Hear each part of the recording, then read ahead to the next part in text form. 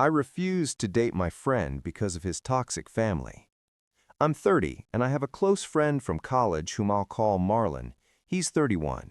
We studied and graduated together and still meet for lunch breaks since our offices are just a few minutes walk apart. I work in the federal government, and he works at an investment firm. Last October, I let Marlon move in with me after his girlfriend, Paige, 29, broke up with him and kicked him out of her place. Paige is Jewish, openly bi, and liberal. She's a tattoo artist who owns her own studio. Her body is beautifully covered in tattoos, and her hair is jet black. Unlike Marlon, she knows how to stand up for herself and enjoys a debate from time to time. A little background. Marlon comes from a traditional evangelical family in Mississippi. His family moved to the San Francisco Bay Area in 2020 during the pandemic to be closer to him, or more accurately, so he could provide for them. Marlon's mother is on welfare, his father receives social assistance, and his brother Ryan, 35, is unemployed and lives off Marlon and their parents. They all live in a 2-bedroom apartment. Marlon, as I said, now lives in my house, but previously lived with Paige.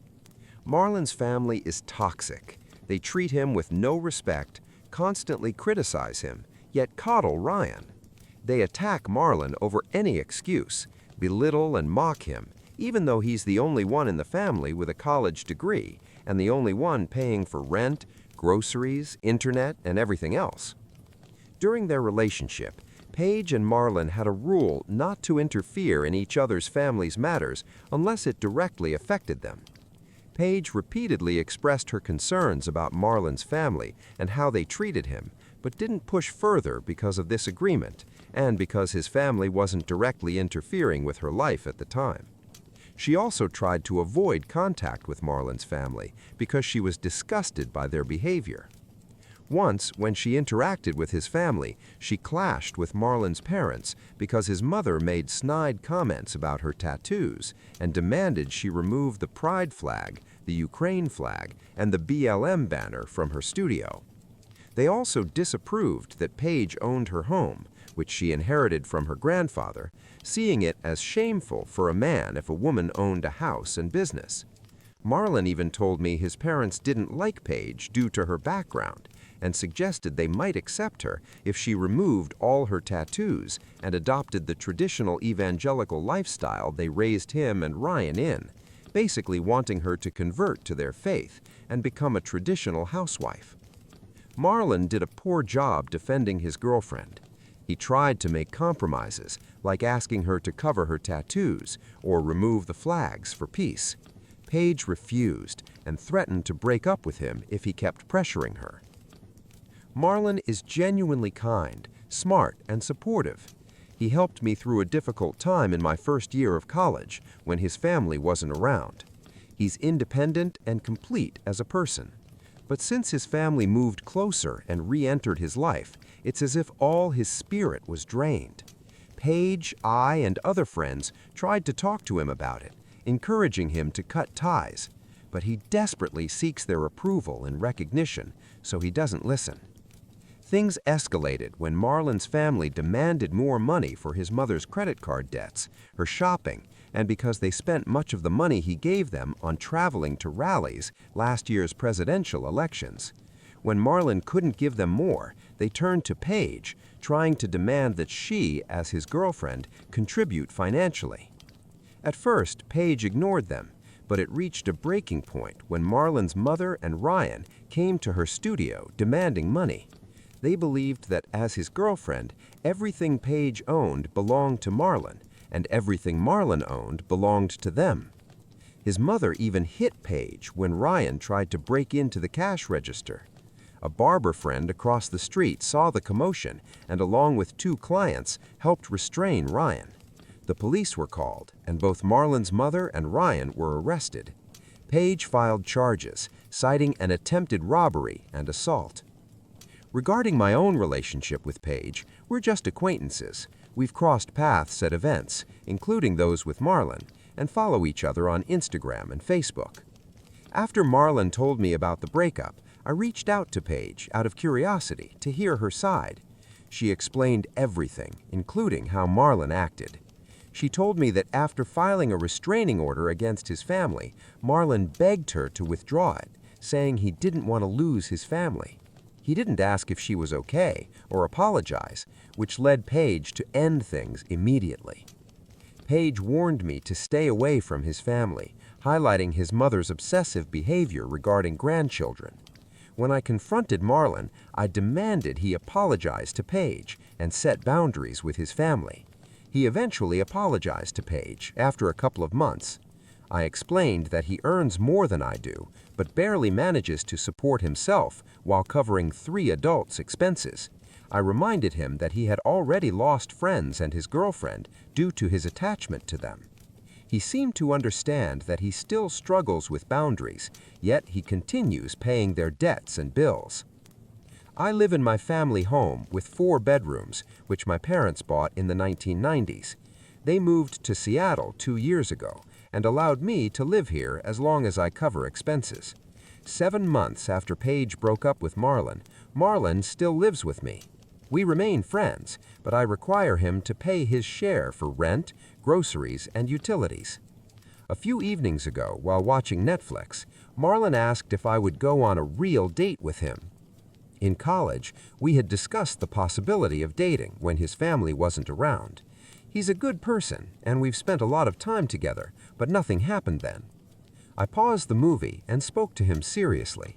I said that if it was just about him, I wouldn't mind, because without his family around, he's kind, reliable, and supportive.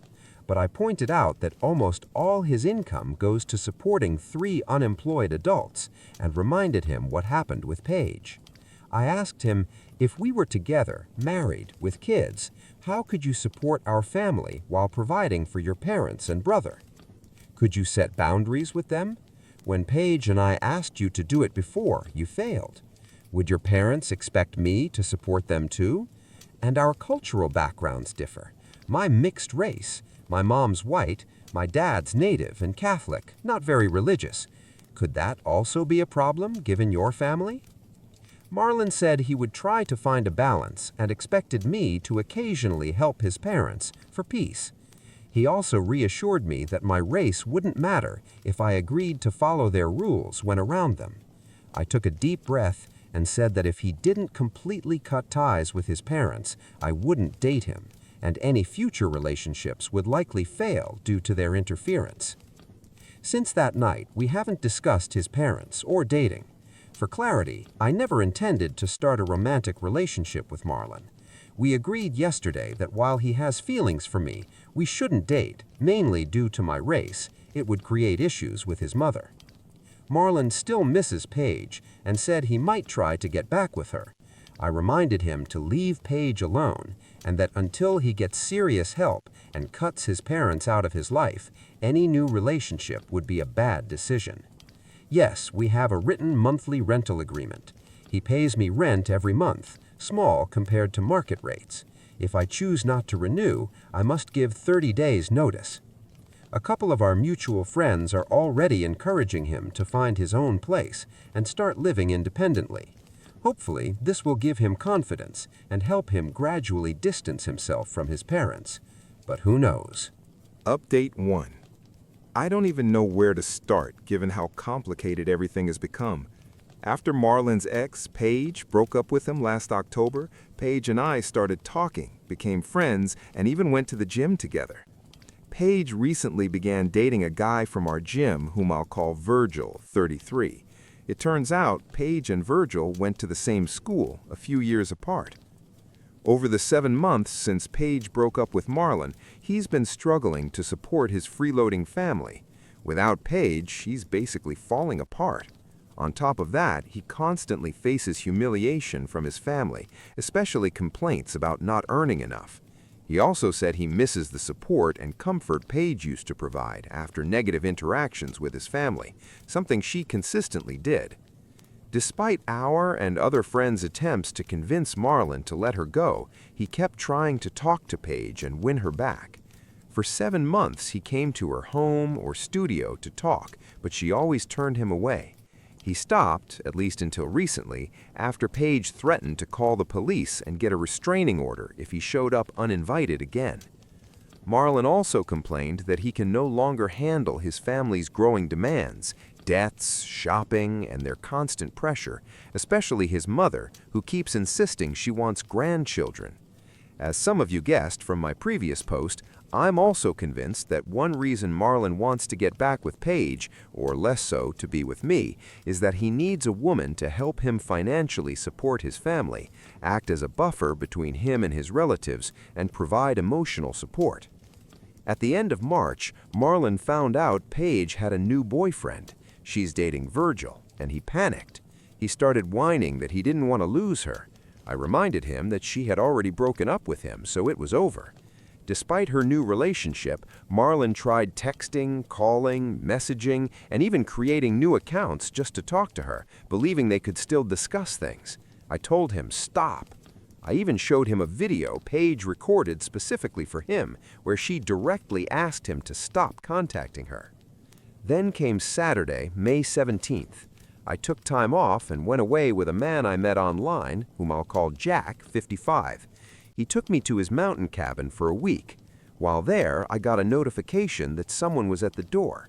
It was Marlon's parents demanding to speak with him. I assumed Marlon wasn't home, so he didn't answer. Through the video intercom, I told him he was probably at work and asked what they needed. Marlon's parents immediately started complaining about how disappointed they were that their son doesn't earn enough to support them, and how they needed more money for his mother's legal bills, her gambling addiction, and medical expenses.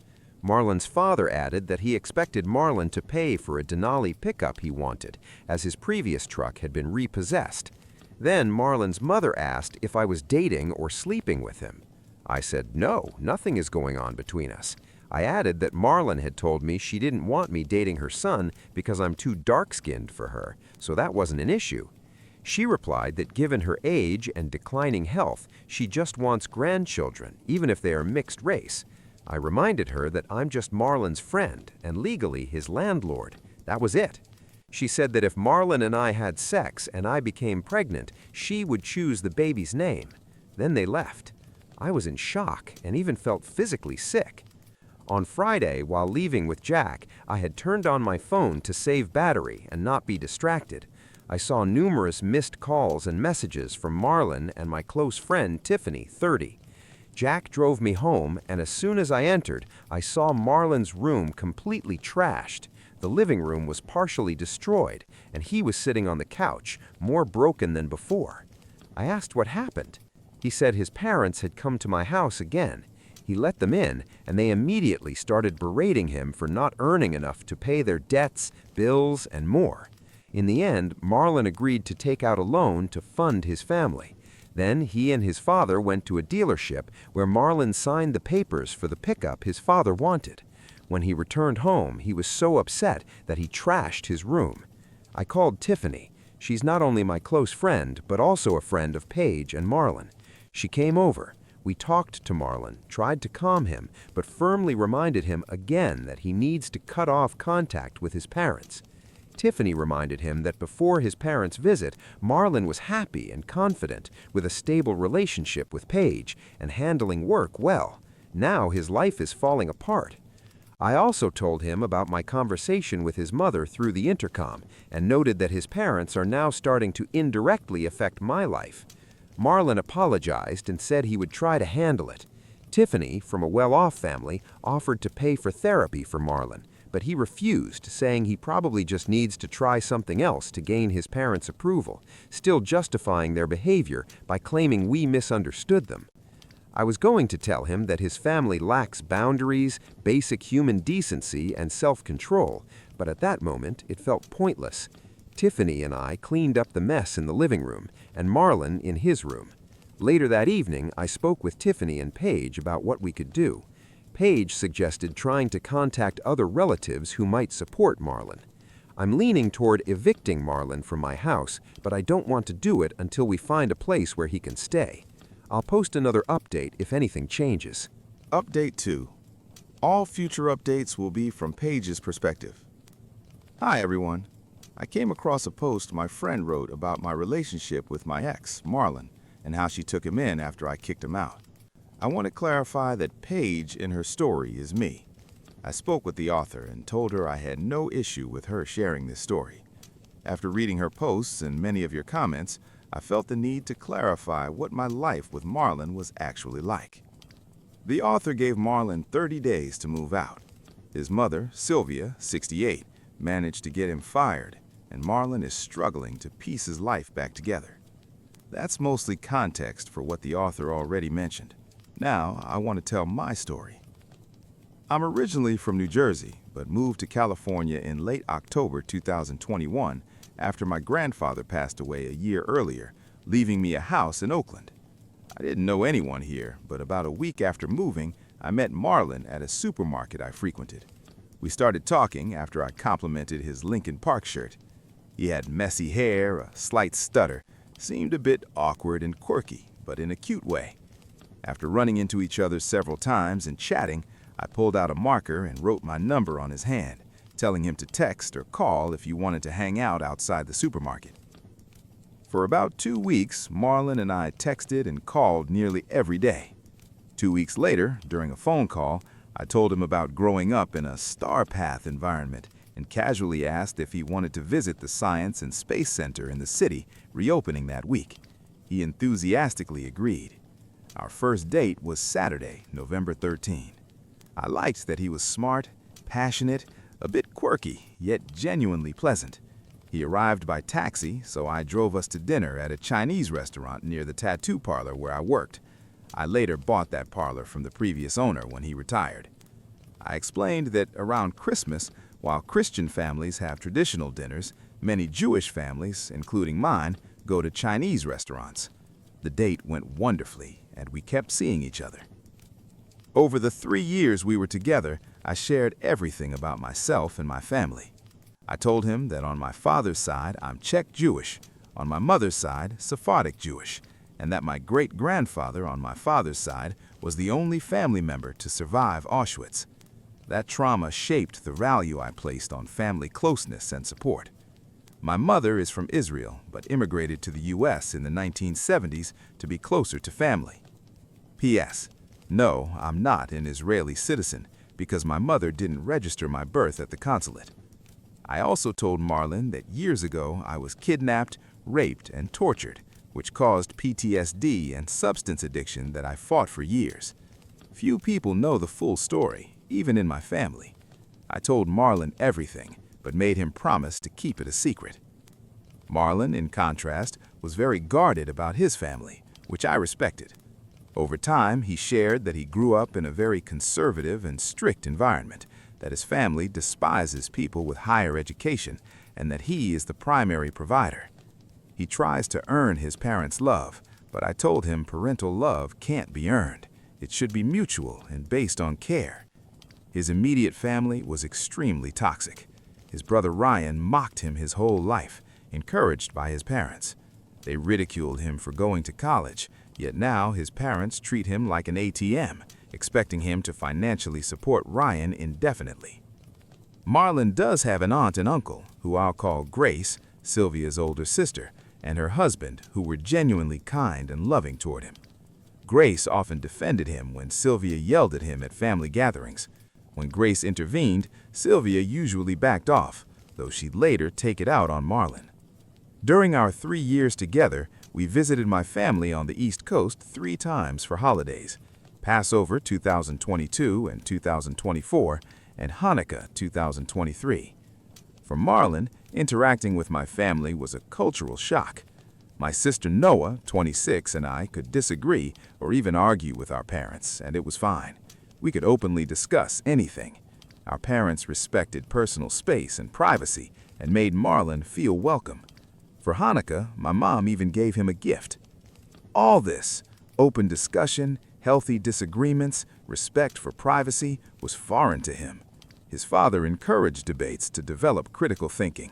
My parents supported my sister and I equally, without favoritism or guilt-tripping. Marlon said our family dynamic seemed like a TV show or movie because his own experience taught him to see such dynamics as abnormal. Many commenters asked why I stayed with Marlon so long. Here's why. For the first 2 years, when his parents weren't meddling in our lives, things were genuinely good. I enjoyed my time with him. He was kind, attentive, passionate, a little quirky, and genuinely sweet. Alone, our relationship was wonderful. I first met Marlon's family on New Year's Eve 2022. He said his parents wanted a normal home celebration and asked if I would host. I agreed. To act as a buffer, I invited my friends, Tiffany, 30, Luna, 29, and my cousin Jacob, 33, with his wife and kids. From the start, Marlon's family was unpleasant. When they learned I owned a home and had my own income, they seemed genuinely offended. Many things in my house offended them. The kids watching shows, my old Bernie 2016 shirt, and my political humor. I jokingly said, well then I am too, because I grew up in a family allowed to talk back, which upset Sylvia. At dinner, Marlon's father and Ryan called him a disappointment and a loser. I asked Ryan, what do you do for work? Which college did you attend? He shut up immediately. I told Ryan and his father that Marlon was the only one in the family to go to college, the only one with a job and paying for everything. They were in no position to belittle him. Sylvia yelled incoherently at me. I laughed in her face, which angered her more. After a few more minutes of argument, Marlon's family left without even waiting for the countdown. Afterward, Marlon complained I had snapped at his parents.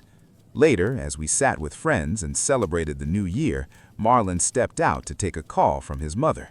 She yelled at him for letting me defend him. I reminded him I was his girlfriend, and yes, I would defend him as I expected he would defend me. We argued and slept in separate rooms that night. He later apologized, acknowledging he appreciated my support, as only Aunt Grace had done so before, but said his mom wanted me to apologize to them. I refused. Honestly, I should have seen this New Year's dinner as a huge red flag. Most of Marlon's income went to supporting his parents and older brother, 3 ungrateful, demanding adults living off him. They mocked him, belittled him, and demanded more.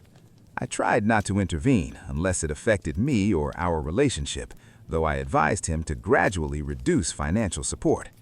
I also asked questions like, have your parents ever thanked you? Does dealing with them make you happy? Can you support us and them if we ever marry and have kids? Marlon couldn't answer and waved it off, saying, but they're family. Eventually, he asked me to stop bringing it up, and I did.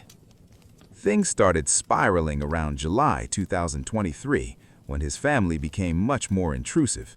Sylvia began micromanaging him, demanding raises or job changes. Marlon was startled by every phone call, constantly summoned to their apartment to be yelled at, and sometimes they even came to my house to humiliate him in my living room. After New Year's, I never opened the door for them again. Marlon did. Honestly, I should have immediately banned them from my home.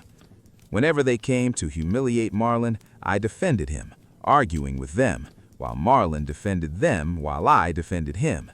Eventually, they turned on me just for supporting him. After they left, Marlon and I argued because he defended them. He said he was trying to keep the peace and earn their respect. Then he said his parents disliked that I was Jewish, had tattoos, and displayed flags in my salon. He tried to convince me to compromise, remove flags, cover tattoos, even consider changing faith for his mother. I was furious. I told Marlon his parents would never set foot in my home again, and if they appeared again, I'd call the police. I also threatened to break up with him because it was clear he wanted me to change for their approval. Marlon started backpedaling, begging me not to leave and promising to set boundaries with his parents. He never did, and yes, that was another chance for me to leave him that I didn't take. Over the next few months, I increasingly found Marlon crying. He would berate himself, repeating that he needed to try harder. He was in a truly awful state.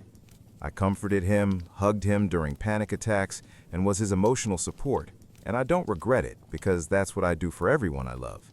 But now I understand that support has to be mutual. In the following months, I hardly had any contact with his family.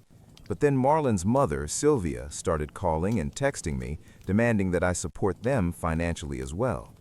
She said that as Marlon's future wife, it was my duty to provide for them, let them live in my home, and that since Marlon was the man of the house, I should submit to him, essentially giving him control over my finances.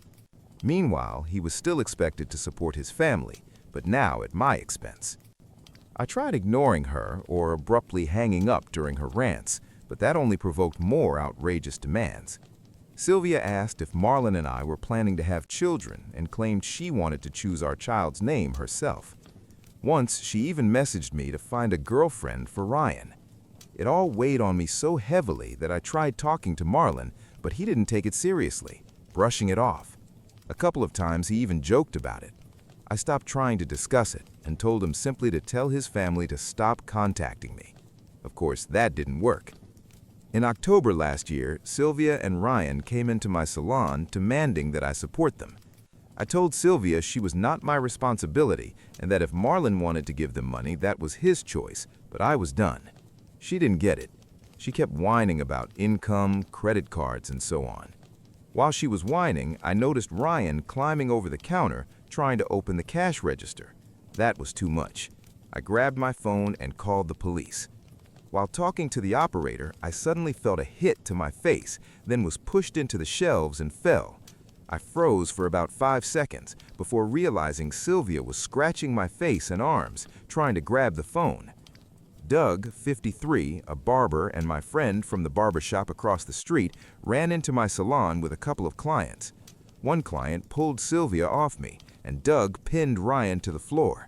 Another passerby and one of my clients helped restrain Sylvia and Ryan. The police arrived. I showed them the security footage. Ryan and Sylvia were arrested, and I was taken to the hospital after the attack. I filed a report. That's why Ryan is now in jail and Sylvia got a fine. Ryan was also charged with assault because he had used a wallet chain and a chair to hit Doug and one of the bystanders helping. When Marlon came home later that evening, he barged in, screaming at me for calling the police, complaining that now he had to pay their legal fees, and demanding I retract my statement and tell the police I made it all up, despite video evidence and witnesses of Ryan attacking 2 others. I had a split lip, scratches on my neck, a concussion, and bruises on my face.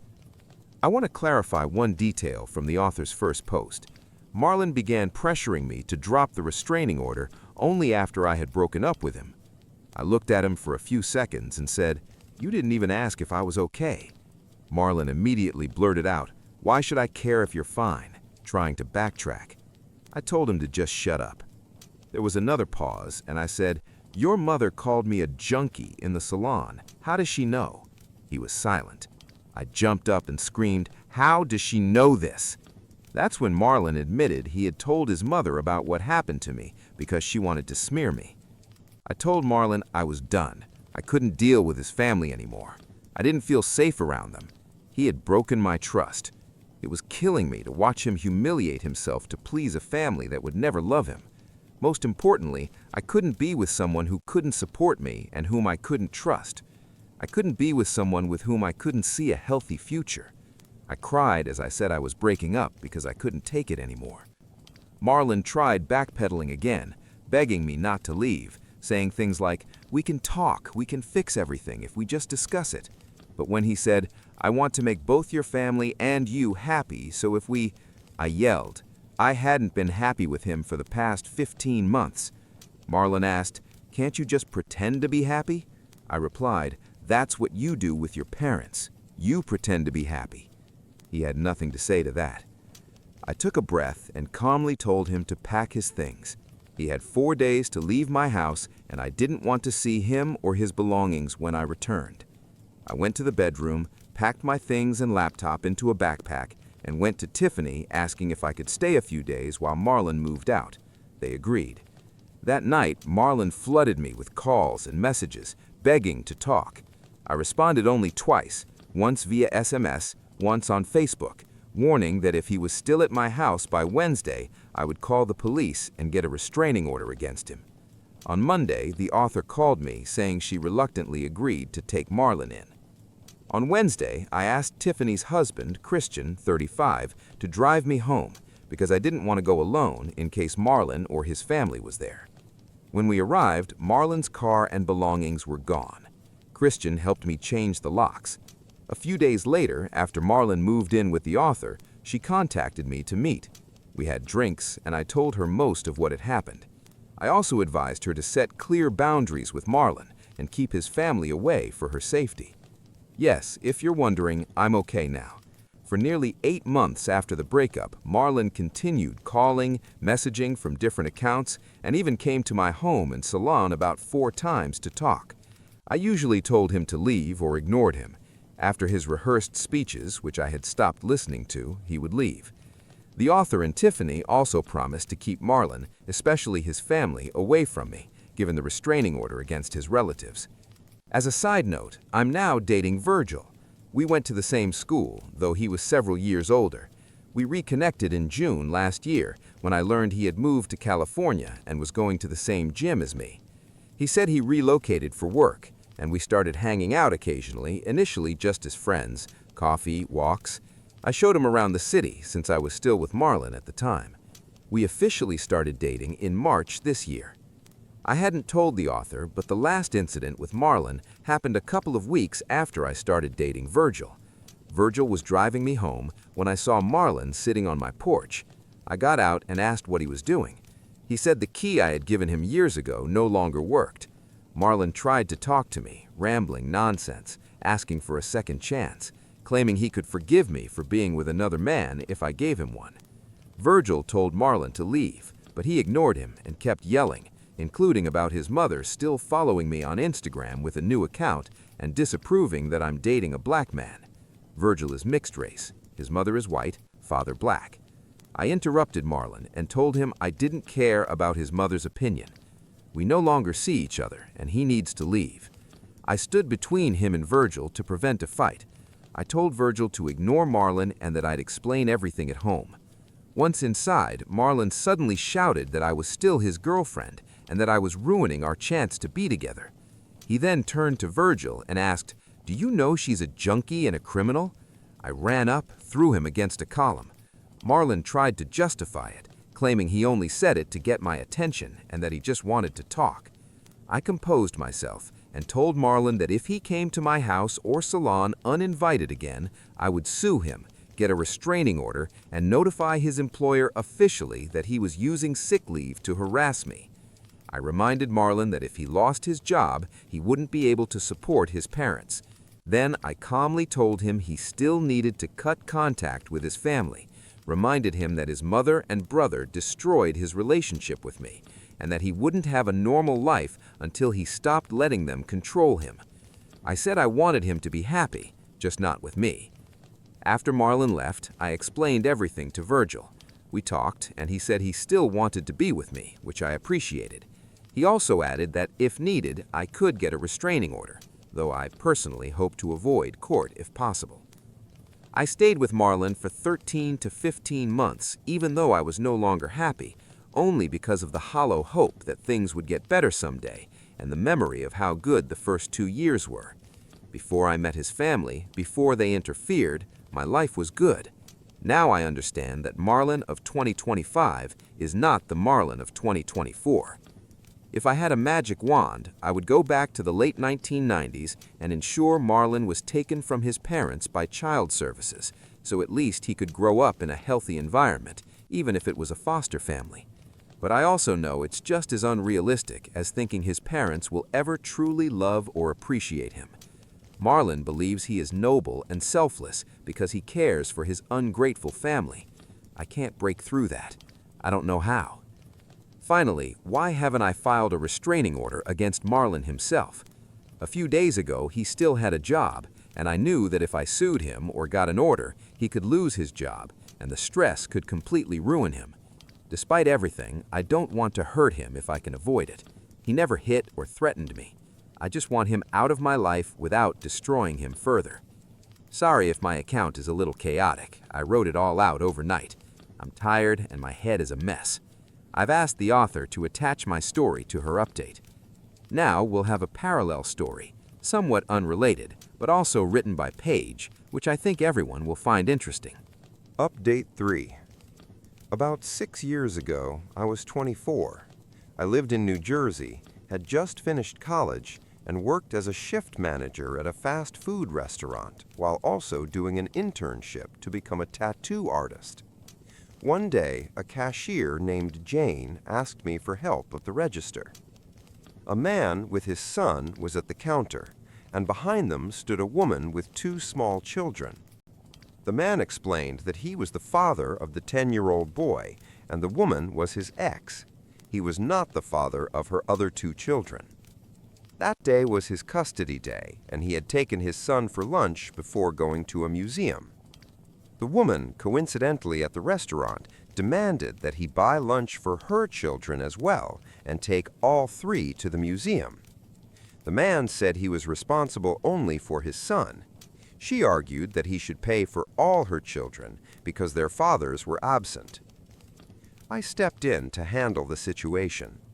The man ordered 2 combos for himself and his son and paid in cash. The woman tried to add her children's order to his, but I told her that was not possible and asked her to place her own order. She attempted to grab his wallet, but he pushed her away, and she left, leaving the children behind. The man wanted to buy fries and chili for her 2 children and personally take them to their mother. I added those items to his order, covering the cost from the restaurant. Update 4. Almost 11 months had passed since I broke up with Marlon. We reconnected via Skype to discuss a $3,200 debt. The first 7 to 10 minutes were about how he would start paying once he found work. Then Marlon began reminiscing about our relationship and justifying that he had tried to support his family and save our relationship. I redirected the conversation back to the debt, and when he continued to justify himself, I told him I had no interest in rekindling our relationship and that it was over. We agreed he would start paying $108 per month starting in January when he got a job. Marlon reported that he had started working administratively on his ranch and in business and would follow through with the agreement. As for me, Virgil and I are no longer together, but we remain close friends. We have different plans for the future. Casual meetups. I'm going to Oakland for a month and looking for casual meetups while I am there. I've already arranged a few meetings during my stay in New Zealand, where I will visit my sister and her family. The entitled lady at Starbucks. A woman with an inflated ego decided that using mobile orders was unfair and demanded that I wait in line, even though my drink was already paid for and ready. I'm 28. There's a Starbucks conveniently located near my therapist's office, and over the past few months, I've gotten into the habit of grabbing a sugary drink before each session. Don't judge me. I know those 400-calorie whipped cream-topped sugar bombs aren't real coffee, but that overpriced $10 liquid dessert is my small comfort before diving into emotional self-improvement. Yesterday morning, on my way to therapy, I made a rare, smart decision. I ordered ahead through the app to avoid the lunchtime rush. Perfect timing. 10 minutes later, I walked in just as the barista was finishing my pumpkin spice cold brew. She called my name, and I happily stepped forward to grab it. But before I could pick it up, a manicured hand gently landed on my forearm. The hand belonged to a woman who looked about 35, polished, confident, wrapped in a flawless linen suit. Her sleek ponytail, gold jewelry, and designer bag practically scream, "I'm important." She exuded that unmistakable aura of superiority, chin slightly raised, posture perfect, as if she believed the air around her was more refined than everyone else's. For simplicity, let's call her Miss Entitlement. Her smile looked polite, but her tone was sugary sweet and condescending, like a teacher correcting a clueless child. "That's not yours," she said softly. I frowned, confused. I checked the cup. My name was written right there. "Oh, sorry. Do you have the same name? I think this one's mine. What did you order?" She shook her head, the smile tightening. No, my name's much longer than that. I ordered a hot soy matcha with 2 pumps of vanilla. Ah, then this definitely isn't yours. This one's a pumpkin spice cold brew. Maybe yours is still coming out. You could ask the barista. I reached for my cup again, but her manicured claws tightened around my arm. Her mask slipped, and that fake smile cracked. "You didn't say it was mine," she snapped. "I said it's not yours. I saw you walk in and grab the first drink you saw. You can't do that. You need to wait in line like everyone else." It finally clicked.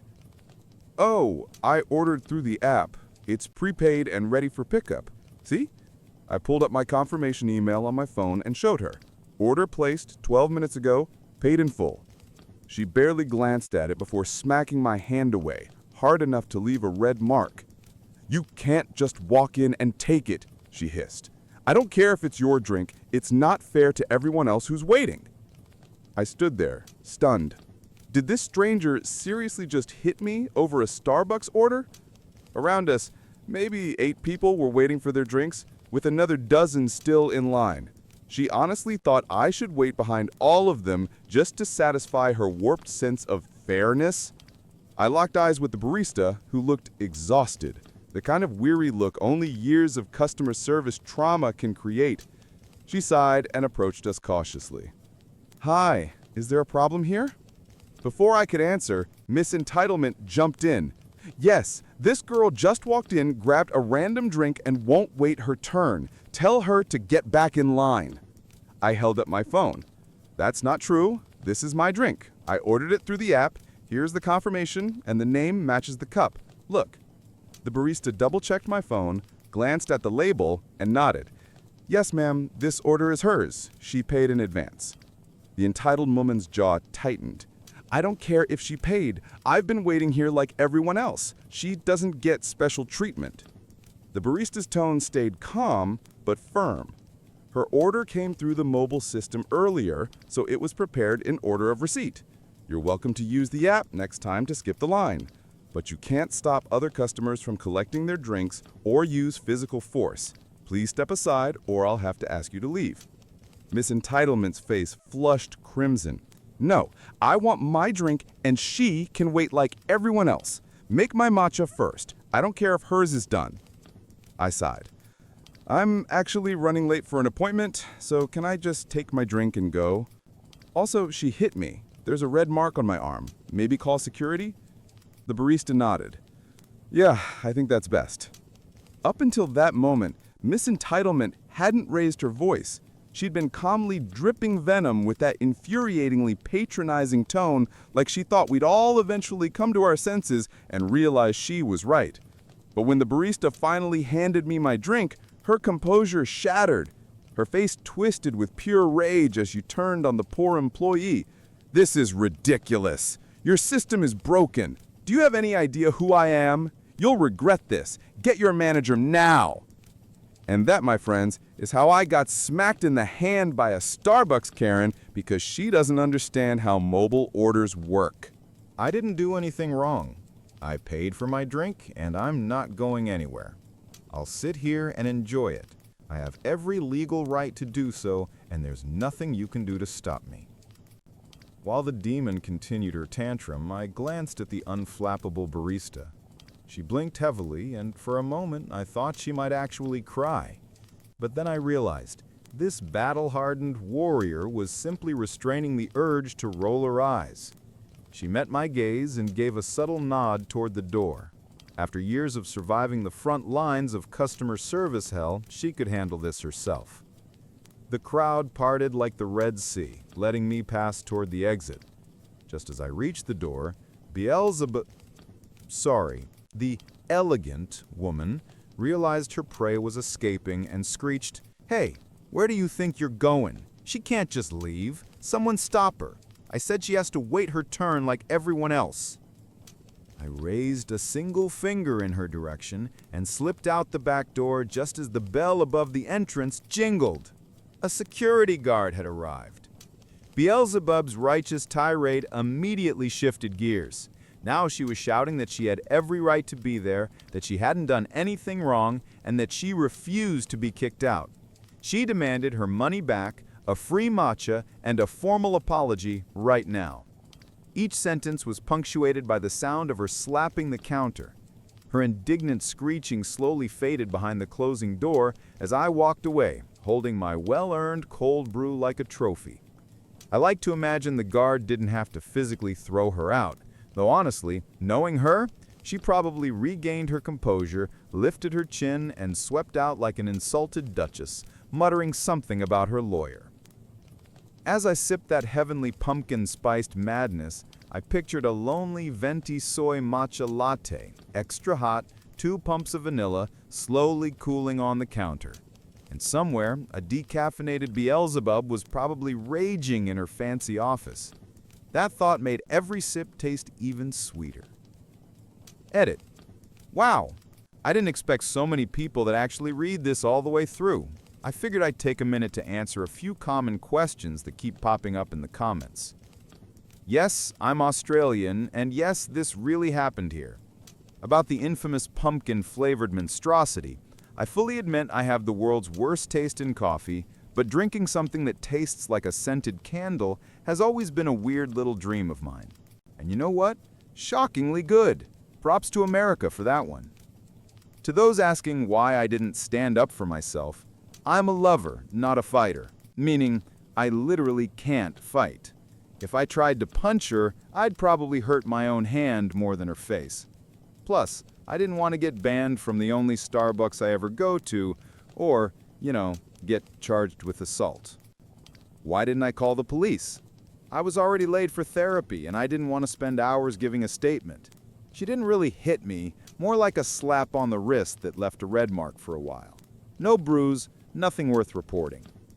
Should I have thrown my drink on her? Absolutely not. I'd rather calmly sip my $9 coffee milkshake in peace. Besides, if I'd made a mess, the poor employees would have had to clean it, not her. Oh, and shout out to the guy who literally made a fake account just to send me a death threat because he didn't like my tone and thinks I'm a stuck-up witch. Honestly, kind of flattering. That's a lot of effort for one hate message. If you're reading this, send me your name and address. I promise I won't forward it to the cops. And finally, to everyone who made it this far, thank you. It's nice knowing someone actually reads this stuff. This was fun to write, but it's now 4 a.m. and I'm about to crash. Let's see what chaos tomorrow brings. Before we move on to the next story, I've got a question for you. What would you do in this situation? Actually, it reminded me of something that happened to me recently. It's kind of similar. I'd ordered a shawarma through an app, got a notification that it was ready, but when I arrived, I had no idea where to pick it up. The girl behind the counter, she was serving someone else, totally silent, and I just stood there, waiting, confused. I finally asked, "Hey, can I pick up my shawarma?" And she just didn't answer. Awkward silence. I waited until she finished with the customer, asked again, and she finally handed it to me. I said, "You could have just said something," and she replied, "Can't you see I'm serving someone?" Like, what? I was new there, didn't know how pickup worked, and she couldn't spare 2 words to clarify? Some people just really hate being mildly helpful. Anyway, what do you think? Was she totally right to ignore me? Or was that just bad customer service? Curious to hear your thoughts, because like in the Starbucks story, sometimes these wait your turn situations aren't as black and white as they seem. Told my dad's friend exactly what I think of him. I told my father's longtime friend, a man who's treated me like a child my entire life, that I hate him. Years ago, my dad met a man named Harold through mutual friends, and they hit it off immediately. I was 18 at the time, a college student, and we were never close. Still, for some reason, Harold considered himself a family friend and always talked down to me like I was 5. Every time I saw him, I tried to convince myself he wasn't that bad, and every time, he proved me wrong within a minute. He didn't respect boundaries and loved to remind me I was just a kid. Whenever I joined a conversation, he'd mock me, my studies, my hobbies, anything, just to get a reaction, and when he saw he'd annoyed me, he'd grin and say, half-jokingly, "Do you hate me yet?" I'd always reply, "No, but only because of Dad." The final straw came when I was 20.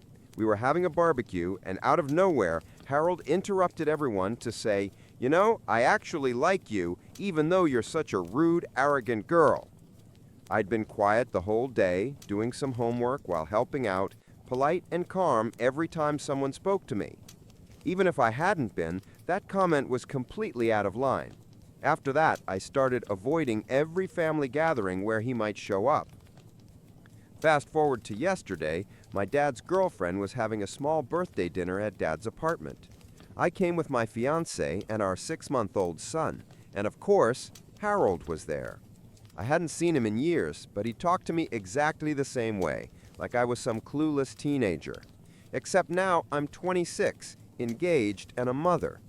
Throughout the party, he kept offering advice that I was too young to marry, too young to raise a baby.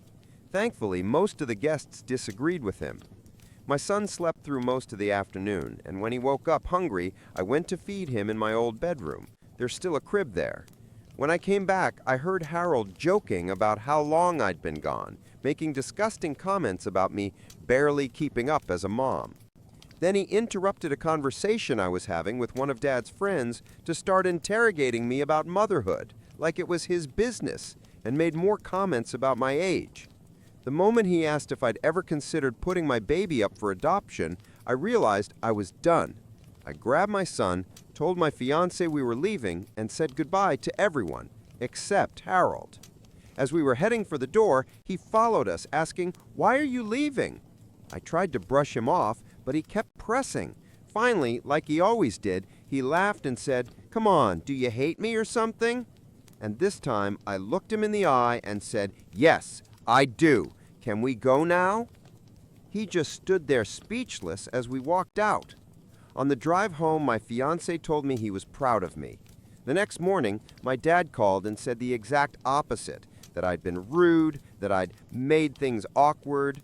We argued a bit before deciding to drop it.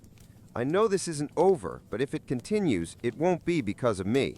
It wasn't my proudest moment, and part of me regrets saying it out loud, but I'm done letting that man humiliate me. Edit. Wow, there are a lot of comments here, so I'll answer a few common ones. No, I don't think Harold is secretly in love with me. His behavior has always been patronizing and dismissive, not flirty. And for the record, no, he didn't tell me to give up my son. He asked me if I'd thought about it when I first got pregnant. Still an awful question, especially since he cut off another woman who was also pregnant just to say it. I don't like drama. When someone makes me uncomfortable, I leave. When I don't like a person, I avoid them. It's easier that way. My dad and I argued until I told him exactly what Harold said about adoption. That finally shut him up, though I don't think he fully understood that this wasn't the only reason I left. It was just the last straw. I don't expect my dad to stop being friends with Harold. He's an adult and can make his own choices. I never told him I hated Harold before because I didn't think I needed to. He's Dad's friend, not mine. I've been distancing myself from that man since I was 20. I've seen him maybe twice in 6 years. My fiancé didn't hear the comments. He was across the room, but I told him everything in the car, and he's completely on my side. Before we move to the update, I'll throw the question to you all. Do you think I was right to finally tell Harold I hated him? Personally, I think I was. He'd pushed me for years, waiting for that reaction, and I finally gave it to him. There's a big difference between teasing a teenager and insulting a grown woman who's a mother. Some people need to learn that line. Update 1. Hey everyone. I honestly didn't plan to write an update, but I had a bit of time, so here we are.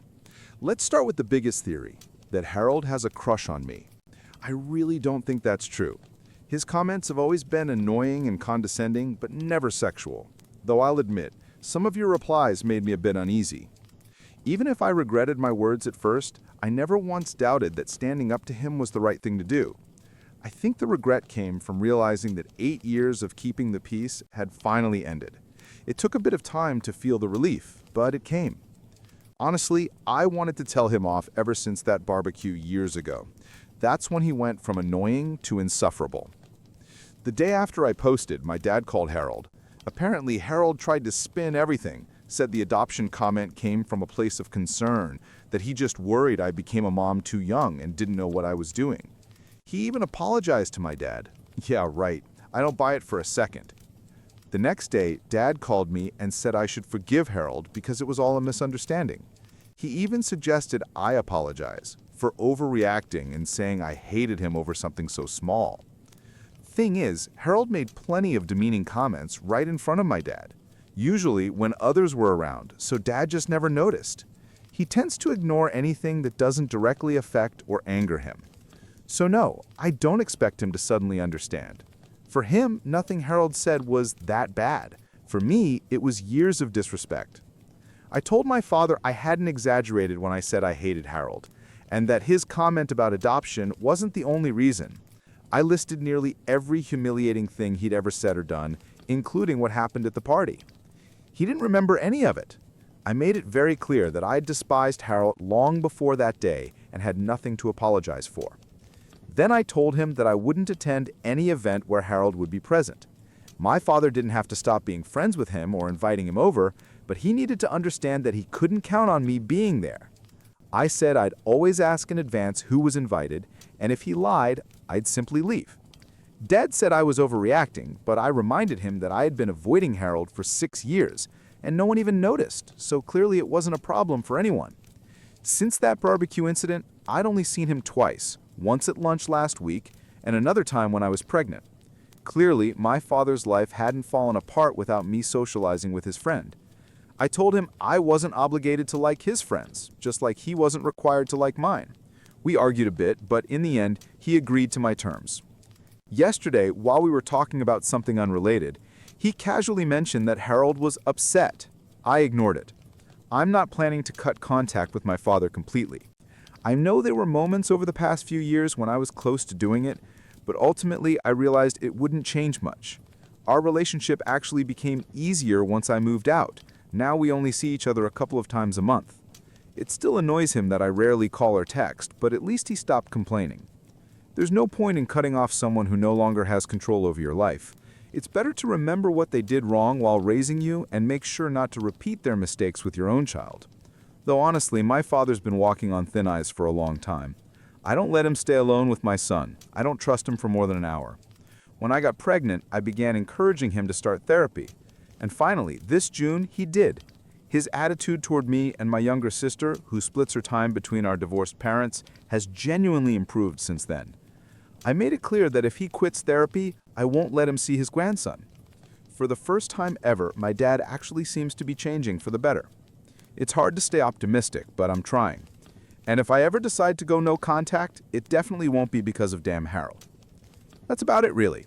I'm relieved that I don't have to pretend anymore. Things with my father are still tense, but I'm not dwelling on it. My main priorities are my son, my fiancé, and my work, and that's not going to change anytime soon. Update 2. Last week, my fiancé, our baby, and I spent a few days visiting my cousin. On the day we arrived, we went with her to pick up her daughter, my little cousin, I'll just call her my niece, from school. When we got there, she was chatting with a boy. She saw us, gave him a friendly goodbye hug, oh, the horror, and ran over to us. We talked for a bit, and then she immediately focused on my son, completely smitten. She grabbed my fiancé's hand and dragged him off to show our baby to our classmates while I waited with my cousin. A few minutes later, someone called out my cousin's name. It was the boy's mother. She walked over, pointed at my cousin, and snapped, "You need to teach your daughter some manners. She shouldn't be talking to my son, let alone hugging him. They're far too young for that." Then she turned around and left without waiting for a reply. For reference, both kids are 5. All he did was compliment her Shrek Crocs. Update 3. I checked someone's essay for grammar, and now that person blames me for getting a failing grade. Since high school, I've occasionally proofread friends' papers, mostly fixing grammar and making small tweaks. One friend didn't even understand what paragraphs were until college. I'm no professional, but I've always been decent enough that people kept recommending me. I graduated in 2019, I don't teach, don't study anymore, and don't charge money, I just do it for fun, though lately not so often. I have a job, a husband, and a baby, and most of my friends finished school years ago. One of the few exceptions was a close friend who recently decided to get a second degree. Last week's class had to submit a big written project, and he recommended me to a classmate. Let's call him Derek. He's 18 and sounded normal on the phone, though in hindsight I think he was probably high. He promised to send his paper at least 24 hours before the deadline so I could check it for grammar. Instead, he sent it at 1 a.m. the day it was due at 7:30 a.m. I was annoyed, but decided to keep my word. It was 3 pages long, and I immediately realized that at least half of it had been written by ChatGPT, badly. The facts were wrong. It even mixed up 2 completely different people, which ruined the entire section. But since it was 1 a.m. and the grammar in that part was fine, I focused only on fixing the truly awful mistakes in the rest. I sent it back within an hour. He didn't even thank me. Yesterday, Derek got his grade, 2 out of 10. His professor apparently said that was generous. Derek's reaction, he texted me, "What the hell did you do? You were supposed to fix everything." I reminded him that I only correct grammar, not factual errors. Both I and our mutual friend had told him that multiple times. He kept arguing that I should have rewritten the wrong parts since I noticed them. So basically, this guy submitted a half AI written paper and now blames me for his failure.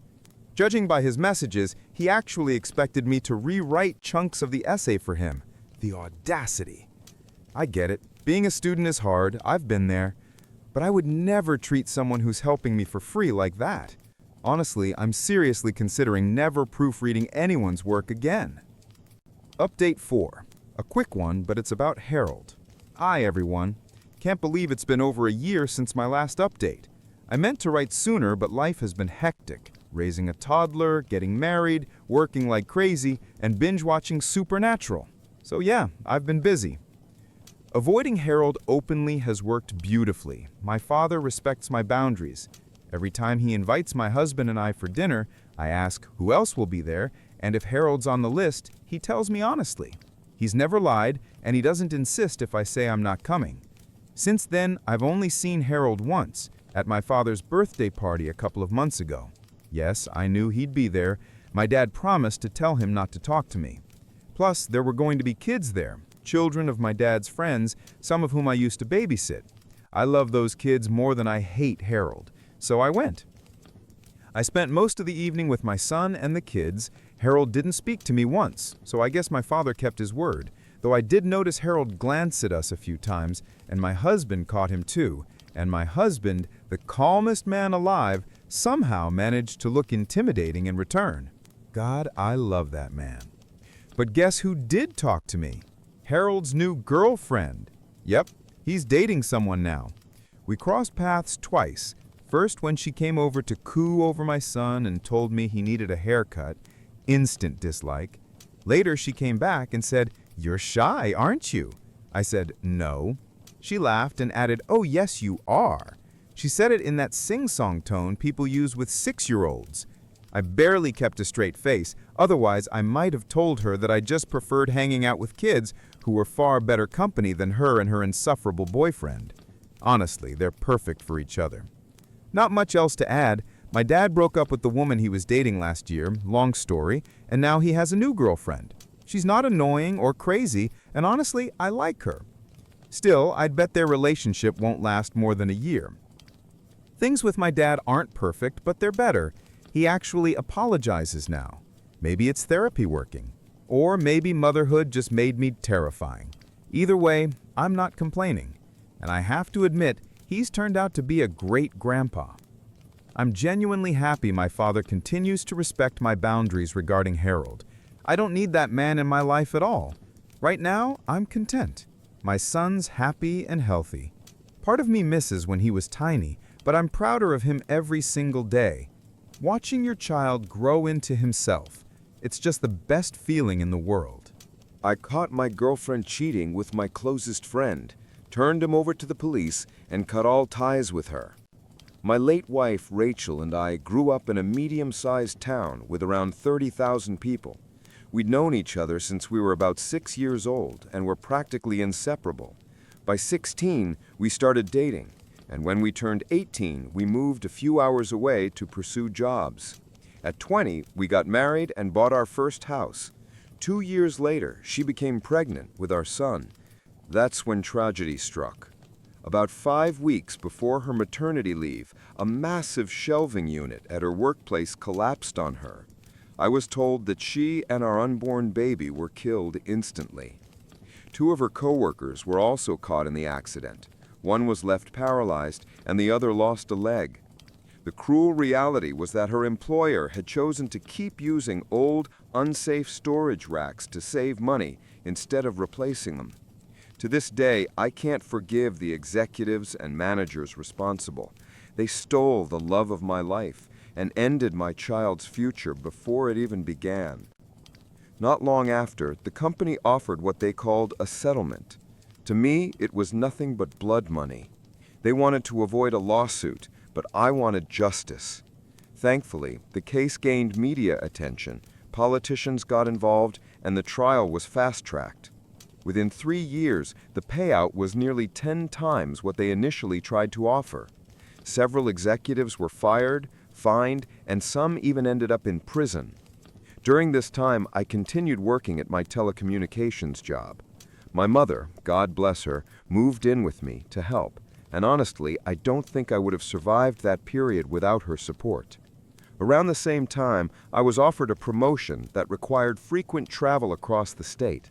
Instead, I requested to be based out of my hometown branch so I could both cover statewide work and be close to my roots. They agreed. Eventually, I bought a house there, which allowed me to have my own space without constantly crashing at my parents' place whenever I came home. 4 years passed.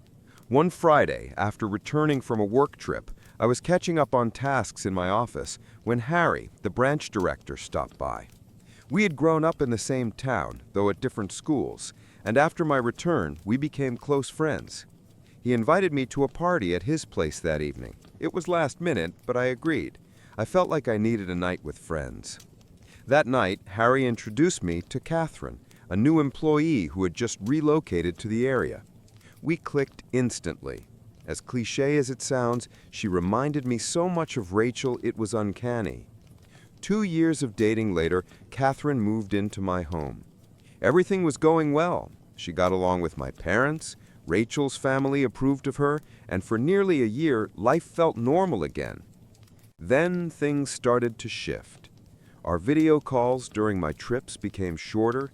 Neighbors mentioned seeing a car, one that matched Harry's, parked behind my house when I was away. I even noticed clothing in the closet that wasn't mine. Every sign pointed to betrayal, but when I confronted her, Catherine insisted it was innocent. She claimed Harry occasionally stopped by to discuss work matters and never stayed the night. I convinced myself I was just paranoid and tried to move on, though deep down the doubt lingered. 6 months later, the truth hit me in the face. I had just closed a major deal and the negotiations wrapped up earlier than expected. Instead of staying out of town, I booked an earlier flight home, wanting to surprise Catherine. A few hours later, I arrived in my hometown. Rather than pulling into the driveway, I parked in the alley behind the house, hoping to sneak in and give her a happy surprise. But part of me wanted to see if that mystery car was really there. And sure enough, it was. Parked directly at the back entrance was Harry's car. My stomach sank. For a split second, I hoped maybe it belonged to someone else, a careless neighbor perhaps, but the license plate confirmed it was his. My pulse skyrocketed as I stepped out, walking toward the rear of the house. And that's when I saw something that made my heart plummet. Time froze when I walked into my own kitchen and saw my closest friend having sex with my girlfriend on the counter. My mind went blank. 1,000 questions swirled inside me. Was this real? Was I dreaming? Why were they doing this in my house, of all places? Shattered, I turned and slipped away unnoticed. I sat in my car for what felt like an eternity, tears running down my face. But grief quickly gave way to rage. the same kind of fury I once felt toward the people responsible for Rachel's death. Only this time, I had no intention of using violence. I considered myself a pacifist, but I knew I could still ruin their lives in a different way. I reversed down the alley, far enough to keep Harry's car in sight, then drove back near the front gate where I could watch the house. I called Catherine. They were still going at it when her phone rang. I watched them pause, glance at the screen, and exchange looks when they saw my name. She hesitated but didn't pick up. Seconds later, they resumed. I dialed again. This time, she answered. I hung up immediately. Moments later, she called me back, asking why I was ringing so late. I told her I'd be home in 10 minutes and didn't want to scare her by showing up unexpectedly. She faked excitement, said she was glad I was coming home, and quickly ended the call, claiming she needed to change clothes. Not long after, Harry bolted out the gate half-dressed, leapt into his car, and sped off like the devil was chasing him. I couldn't help but smirk, knowing I had terrified them both into thinking they'd been caught. I waited a few minutes, then parked where Harry's car had been. The rest of the night went quietly. Once she was asleep, I slipped into my office at the end of the hall, wide awake. I needed a plan. My mother had always taught me to let karma do its work, but this time, karma was going to get some help. I decided to punish them separately, but destroy both of their lives. I knew Harry was into substances, nothing hardcore, but enough to ruin his career if exposed. I'd stumbled upon some powder and weed at his place once, though he tried to cover it up. I pretended not to notice then, but now it was exactly what I needed. I began contacting shady clients and made several purchases, building up a stash over a few weeks. Soon I had more than enough to execute my plan. A month later, I hosted a barbecue for friends, Harry included. Once I made sure he had drunk plenty, I convinced him to crash at my place. Early the next morning, I planted the stash and some of my personal belongings inside his car, the largest amount hidden under the spare tire compartment. I also slipped a smaller stash into his home later when I dropped him off too drunk to drive himself. Days later, I staged a burglary. I smashed the glass in my kitchen's back door and left it ajar before heading to the airport. When my plane landed, I had several messages waiting. One from my panicked mother, who discovered the broken door and called the police, one from Catherine in tears, and one from local authorities asking me to return their call. I told the police I was away on business and would speak to them once I got back. In the meantime, I asked Catherine to stay at my parents' house until I returned, and arranged through my father to have a security company install cameras and an alarm system. When I came home, I acted the part, shocked, confused, and upset. How could this happen? Who would want to break into my home? After a police walkthrough confirmed missing personal items, I filed a report. The security rep then showed Catherine and me how the system worked. She nervously asked what to do if we wanted privacy while being intimate. He assured her it was a common question and showed how to disable cameras in certain areas. As I escorted him out, I asked him if he could also set up email alerts for whenever the cameras were switched off. He happily obliged. Perfect. All I had to do now was wait. Meanwhile, I quietly consulted a family lawyer. I needed to be absolutely certain that when the time came, I could legally walk away from Catherine without paying her a cent or splitting any property. Since I wasn't entirely sure whether Catherine and I could be considered common-law partners, I wanted to make certain she'd never have a legal claim to anything that once belonged to Rachel and me. As Rachel's sole heir, the last thing I needed was a legal ambush. Thankfully, my lawyer assured me. Despite nearly 4 years of dating, Catherine and I hadn't lived together long enough to qualify as common-law spouses. On top of that, since I paid all the bills and she had never contributed toward rent, she had no financial or legal grounds to demand anything. To cover every possibility, though, he drafted what felt like a bulletproof document just in case she ever tried. The following week, my company offered me a promotion with a relocation back to the city. It meant leading a team and, more importantly, no more endless travel. The move would take about 6 weeks. plenty of time to collect the evidence I needed. Back in my hometown, I set the final stage of my plan in motion. I asked Harry to approve a week off for Catherine in about 2 weeks' time. I told him I wanted to surprise her with a vacation before taking the biggest step of my life again. He jumped up, hugged me hard, congratulating me for being ready to commit once more. I hugged him back, though not for the reason he thought. He agreed to block off the week, and I asked him to keep it quiet so it would be a surprise. Of course, I knew word would spread in the office. That was part of my design. That evening, I told Catherine I'd booked her and 2 of her friends a week-long spa retreat, all expenses paid. She squealed with excitement, like a child let loose in a candy shop. I then told her I'd be busy in the city preparing for a big client meeting and would fly out, not returning until after she was already gone. She looked a little disappointed, but I assured her the surprise would be worth it when she came back. What I didn't tell her was that I had quietly arranged a 2-week getaway for myself on the other side of the country, both to enjoy a taste of freedom and to brace myself for the storm that was about to break. 2 Sundays later, I returned and drove past my house. Sure enough, Harry's car was there, just as it had been the first night I caught them. I parked a little farther away and checked the cameras. They were asleep in my bed. No shock there. I already had 2 weeks' worth of recordings of them together. That's when I made my first call. Pretending to be a concerned neighbor, I told the police there was a man loitering in his car behind my property, occasionally handing things through car windows and peering into my yard. I said I suspected he might be dealing or planning a break-in. I gave them his license plate and vehicle description. They promised to send someone. Then I phoned Catherine, saying I'd be home in 10 minutes. I reminded her that although she was flying out the next day, I wanted to surprise her now. Watching the footage later, I laughed at the chaos I'd set off. Within seconds, Harry bolted shirtless out the back door and scrambled into his car. I couldn't have scripted it better. As he sped off, a police cruiser turned down the alley and immediately began pursuit. Perfect timing. I parked, greeted a very flustered Catherine, and played the part of the loving partner. We did the usual couple routines, then she fell asleep. I, of course, stayed awake. The next day, a taxi came to take her and her friends to the airport.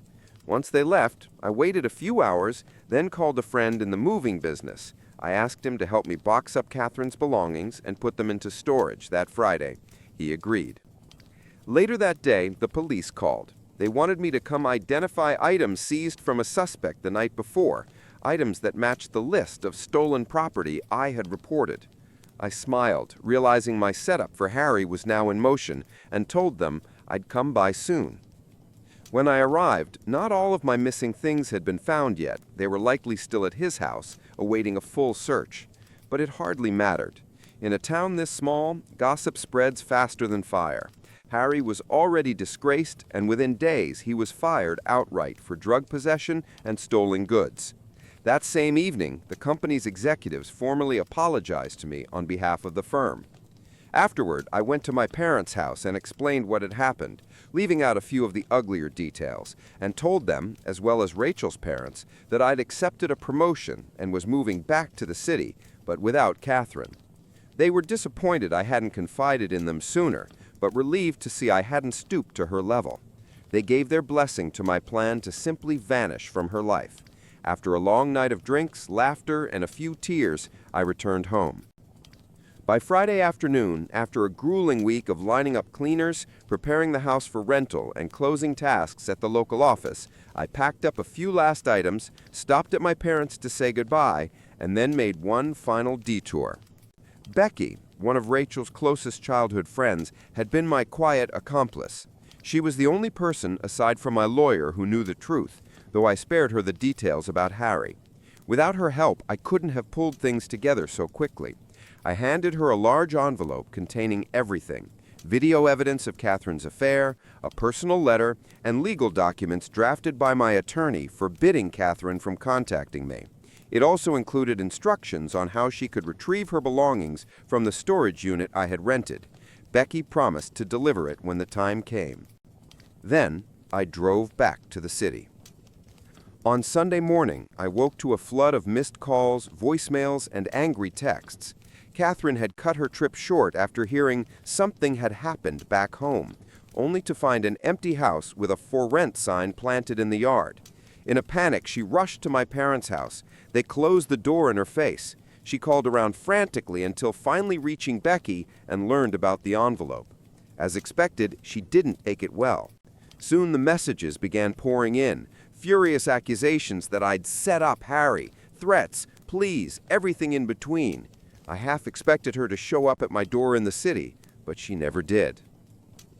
Now, to answer the questions people always ask, what happened to Harry? He's facing a few months behind bars. Since it's his first offense, he'll likely serve less, but I don't regret it. He grew up with Rachel and I, knew exactly how shattered I had been after losing her, and still chose betrayal. The police already had plenty to work with. All I did was give them a reason to look closer. What about Catherine? She fancied herself a socialite. Her status meant everything to her, and exposure was the only thing she couldn't survive. Word of her affair spread quickly in a small town. Her reputation was destroyed, and last I heard, she'd moved to another state because she couldn't handle the fallout. Was it legal? Surprisingly, yes. I covered every base with my lawyer. I had every right to move her belongings into storage, to cut her off, and to disappear. Morally, I know it was cold.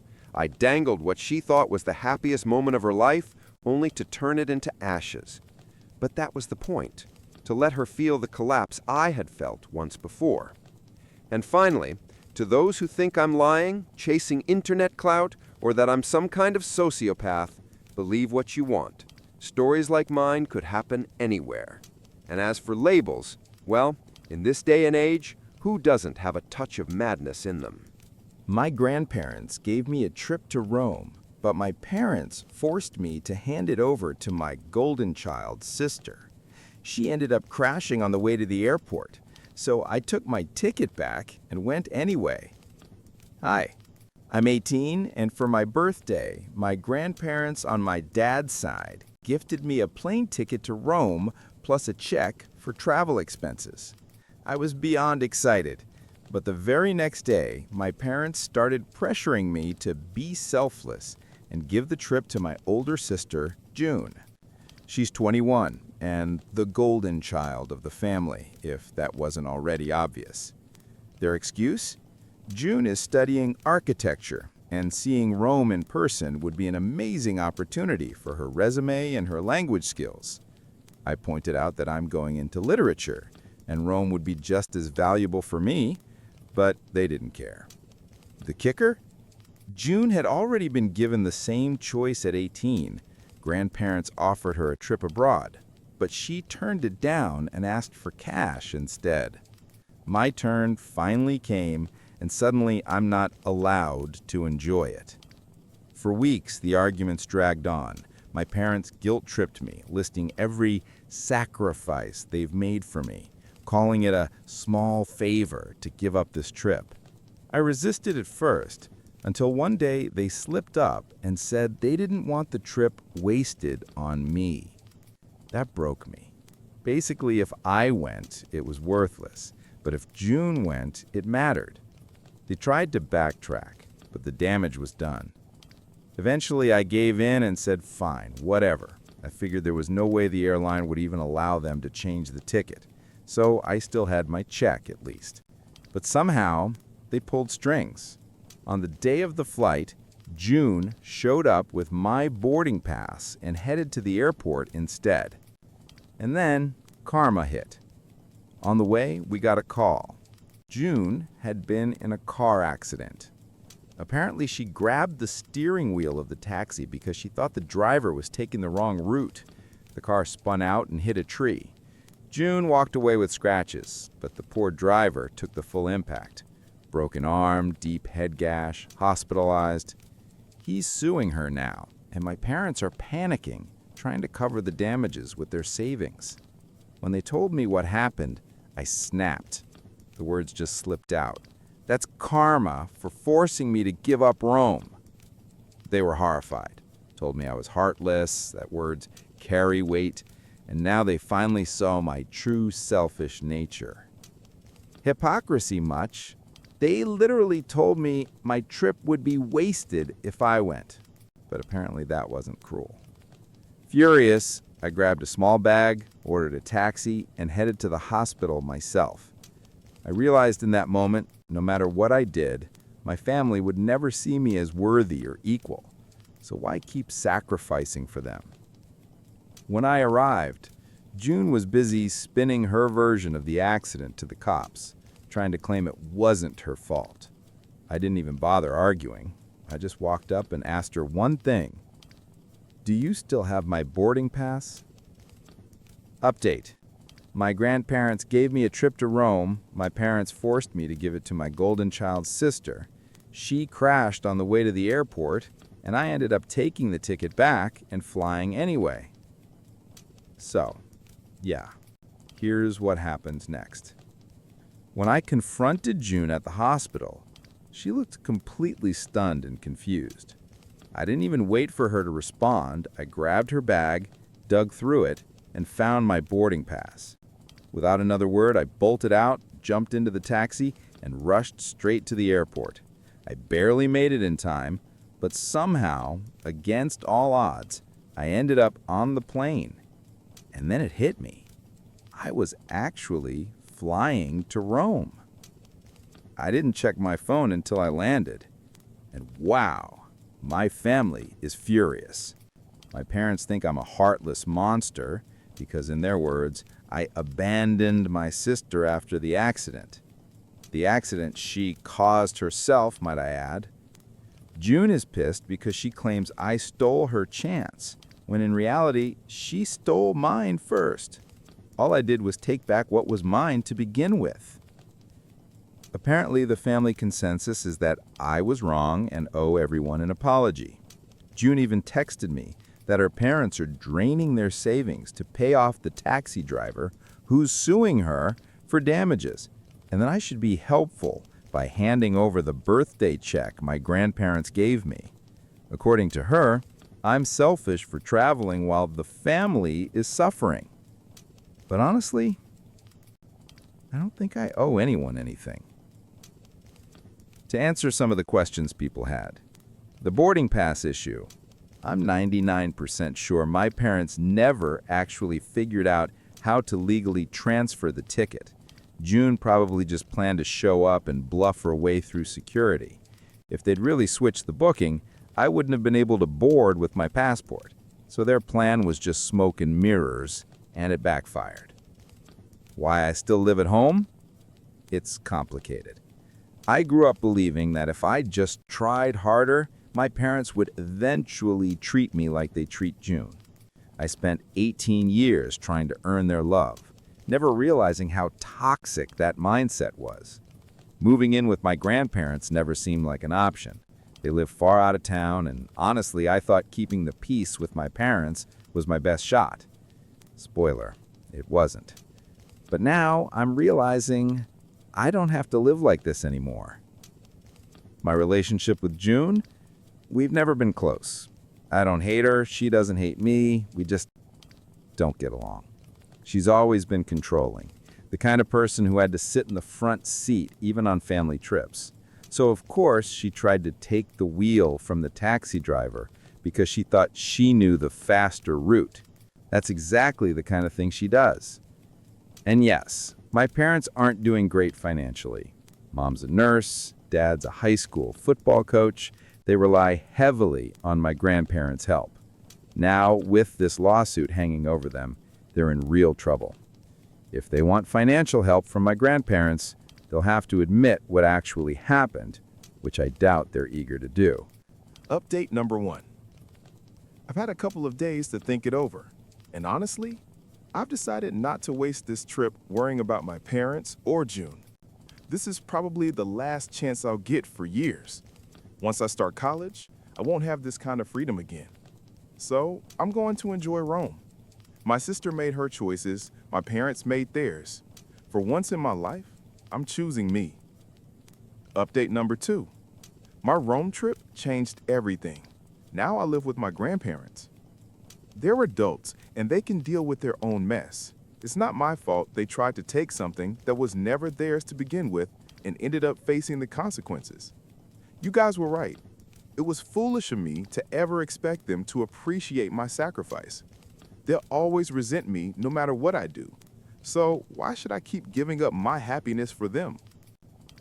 Right now, I'm having the best time of my life in Rome. This morning, I finally opened up to my grandparents about everything. How my parents have treated me all these years, how they've always put June first, and how I was constantly overlooked. Even my closest friends never knew the full story. So telling my grandparents felt like a huge weight lifted off my chest. They were shocked that it had gone on for so long and that I kept quiet. I told them I always thought if I just stay quiet and keep trying to be the perfect daughter, eventually my parents will love me too. But now I finally understand.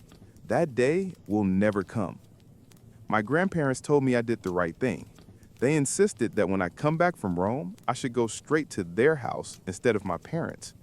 They said they'll make all the arrangements for me to move in with them. When I reminded them that I'll be starting college in the fall, they smiled and said that's not a problem. They'll cover all my expenses themselves. That one conversation literally changed my life. For the first time, I know where I'll belong when I return. My parents are furious, of course. They never planned to pay for my college anyway. They had told me from the start that, since they already paid for June's education, I was on my own. But now it doesn't matter. I'll be okay. Update number 3. My trip ended a few days ago, and I'm officially living with my grandparents. When I got back, I went straight to their house, and to my surprise, they had already prepared a guest room for me and even hired movers to bring all my things from my parents' place. They welcomed me so warmly, I almost cried. They told me what happened after our phone call.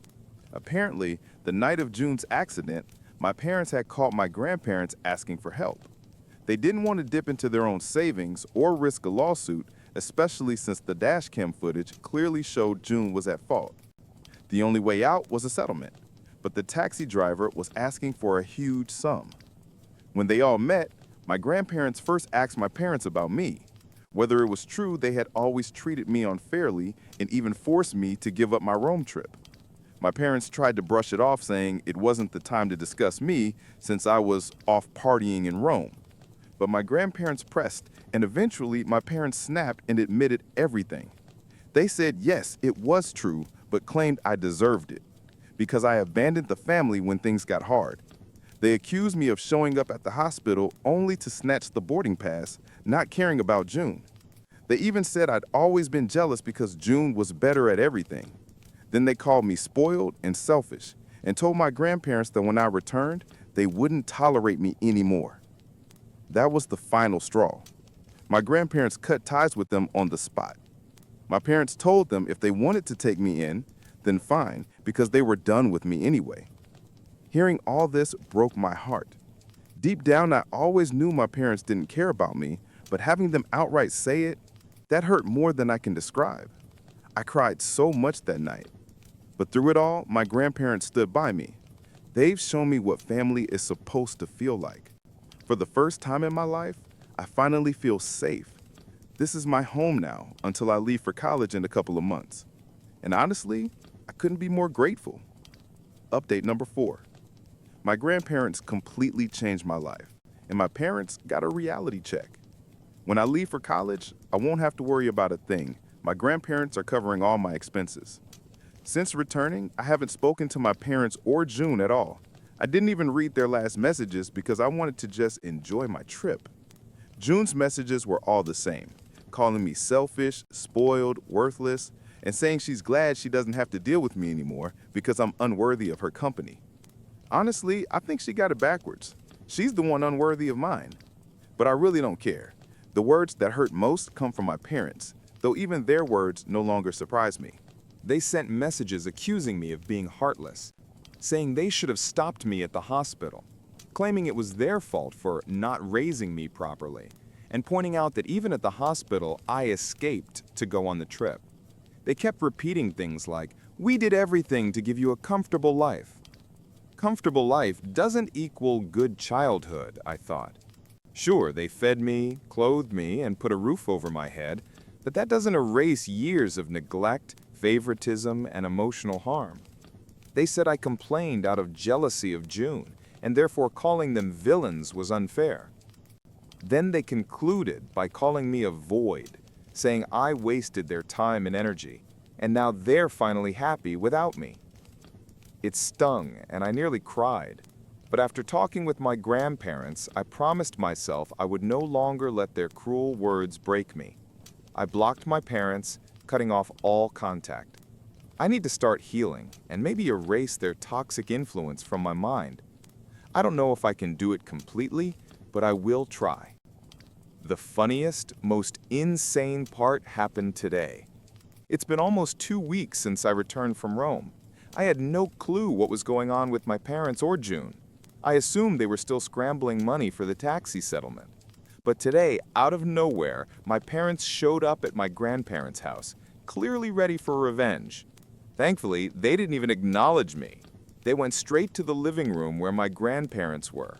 I froze, unsure what to do, but my grandparents told me to sit with them. They could see the looks on my parents' faces, annoyance, anger, but nothing was said out loud. When my grandparents asked why they had come, the parents said they still expected compensation for all the money they supposedly spent on me over the years. They pulled out documents claiming I owed them almost $120,000 for raising me. I was floored. The audacity.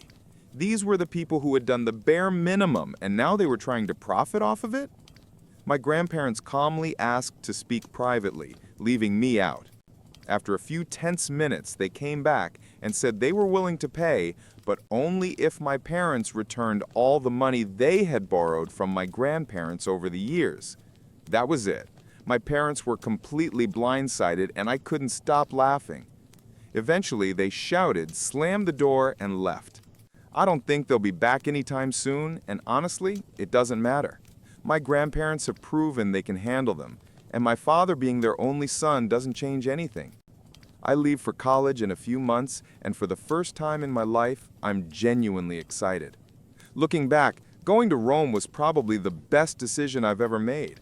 It not only gave me an amazing trip, but also helped me finally claim my life and freedom.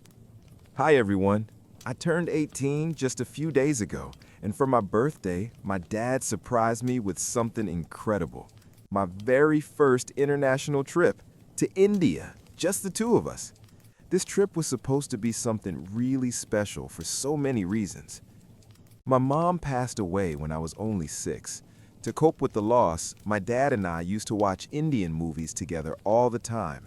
They were colorful, uplifting, and helped brighten even the darkest days. That's how I fell in love with Indian culture. My mom loved those films too. She even had a collection of traditional Indian outfits, even though she never actually got to visit India herself. Before she died, she and my dad promised we'd go there as a family one day. Sadly, she passed away from a sudden brain aneurysm in her sleep before we could make that dream come true. She was only 32. After her death, it was just me and Dad. Watching movies together became our little ritual to keep her memory alive and stay close. Over the years, it made our bond stronger than ever. I know Mom would be proud of us today. That's why India has always held such a deep emotional meaning for both of us.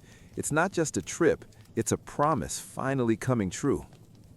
When Dad revealed at my birthday party that he'd booked the trip, I was ecstatic. I couldn't stop smiling. But not everyone was happy for me. My stepmom, Susan, and her daughter, Nadia, 17, looked like someone had slapped them. And sure enough, after the guests left, I overheard them arguing with my dad. From what I caught, Susan thought he should have postponed the trip so we could all go as a family. Honestly, I was relieved that it would just be the two of us.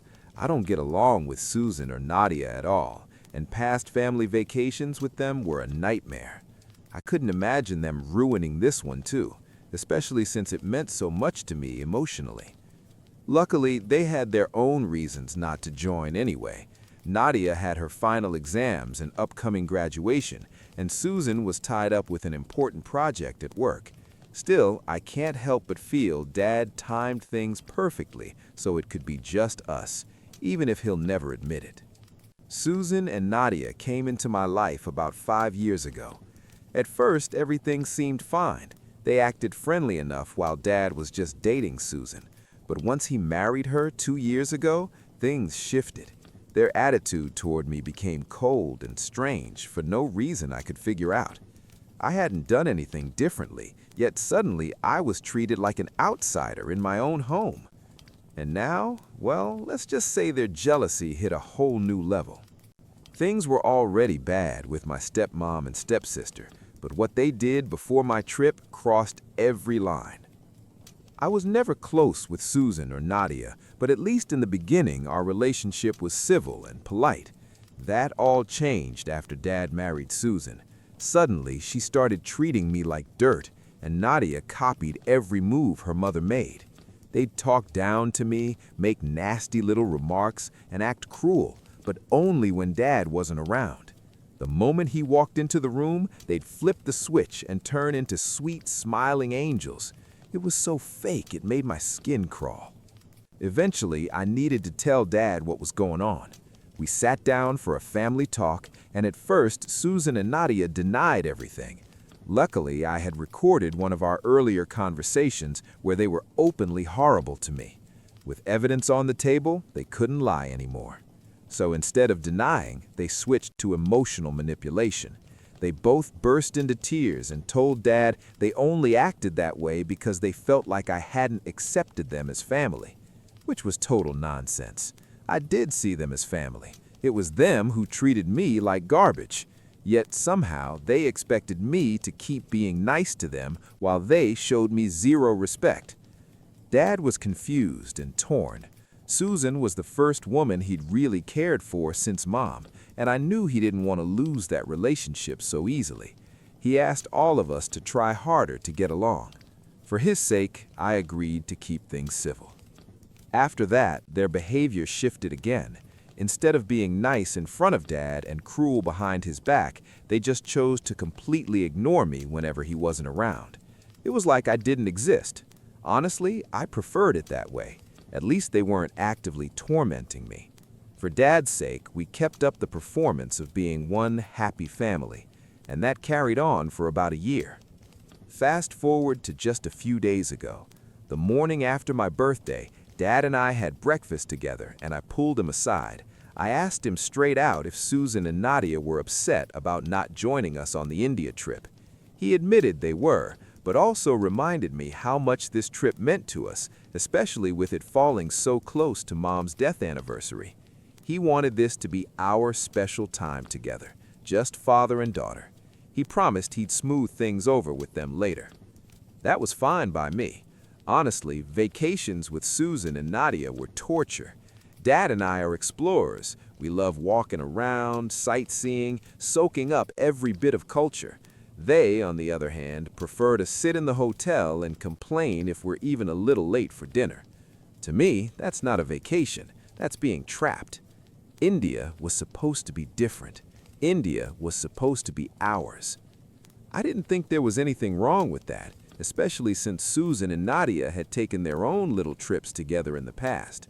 The only real difference was that ours was longer and farther away, 10 days overseas instead of just a weekend somewhere nearby. But still, it felt completely fair. Dad told me not to stress, to focus on packing and getting ready. He promised he'd deal with Susan and Nadia after we got back. So I did exactly that. For the past 2 days, I was walking on air, too excited to care about their drama. Yesterday, I finished packing everything, double-checked my documents, and tucked my passport into my bag so it would be ready. Our flight was scheduled for today. But now, I don't even know if we're going anymore, because Susan and Nadia crossed a line so insane, I still can't believe it. They burned my passport. Yes, burned it. Not lost, not misplaced, they literally destroyed it. I found out just a few hours ago. It was around 6 p.m. yesterday when I was organizing paperwork and noticed it was missing from my bag. By 2 a.m., the truth came out. They had actually set it on fire. They burned my passport before my trip. My dad's revenge was brutal. When I went through my bag to double-check everything before our flight, I realized my passport wasn't there. At first, I thought maybe I misplaced it, so I tore the entire house apart, drawers, shelves, even the laundry baskets. 45 minutes later, I was sweating, panicking, and close to tears. It was just gone.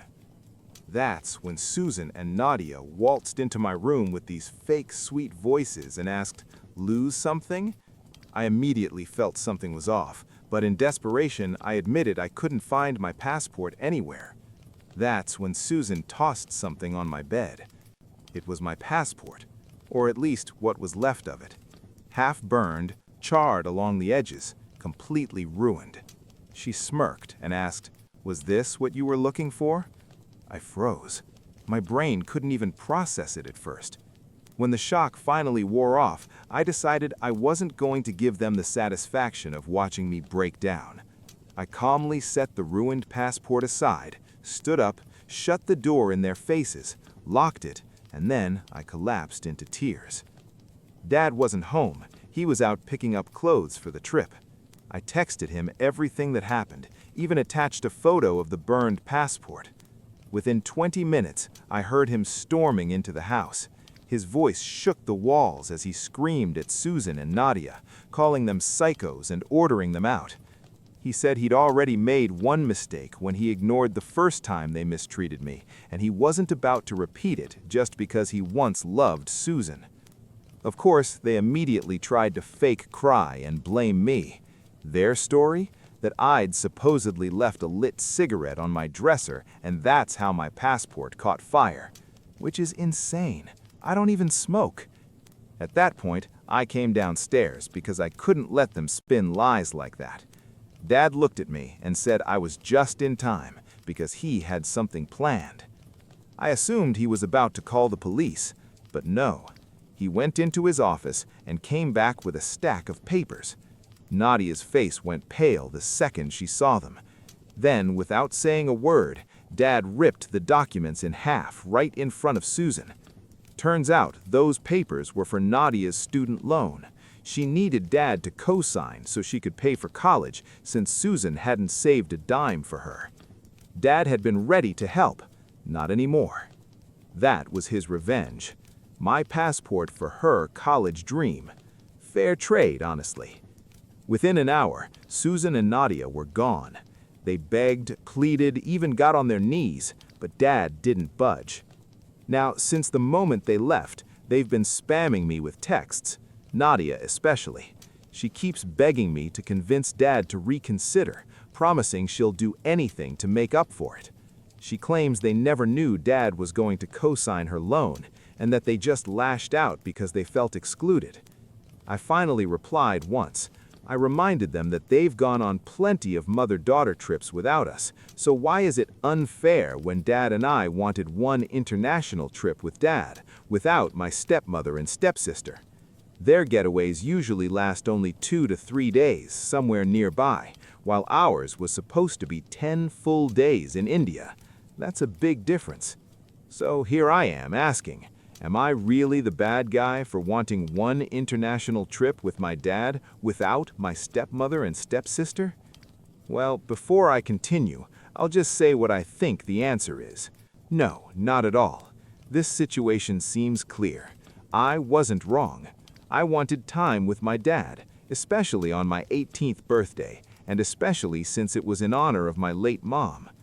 What Susan and Nadia did was cruel and manipulative, and it says more about them than about me. My dad, he's the one I feel bad for. He fell for a woman who clearly didn't respect me, and by extension, didn't really love him the way she should have. Update 2. A lot of people asked why we didn't call the cops after they destroyed my passport. The truth? It didn't even cross my mind at first. I was in shock, panicking, crying, and honestly, what would it have done? They would have just claimed it was an accident, dragged it out forever, and nothing would change. We didn't want that mess. Others also asked why I wasn't in college yet. I graduated high school last year and decided to take a gap year to figure myself out. I worked a few jobs, interned in journalism, and gained some experience in the field I want to study. Now I'm applying to schools, and luckily my grandparents have already promised to cover my tuition, so my dad doesn't have to stress about me. Nadia's situation was completely different, which is why Dad was planning to co-sign her student loan. But after what happened, well, you already know how that ended.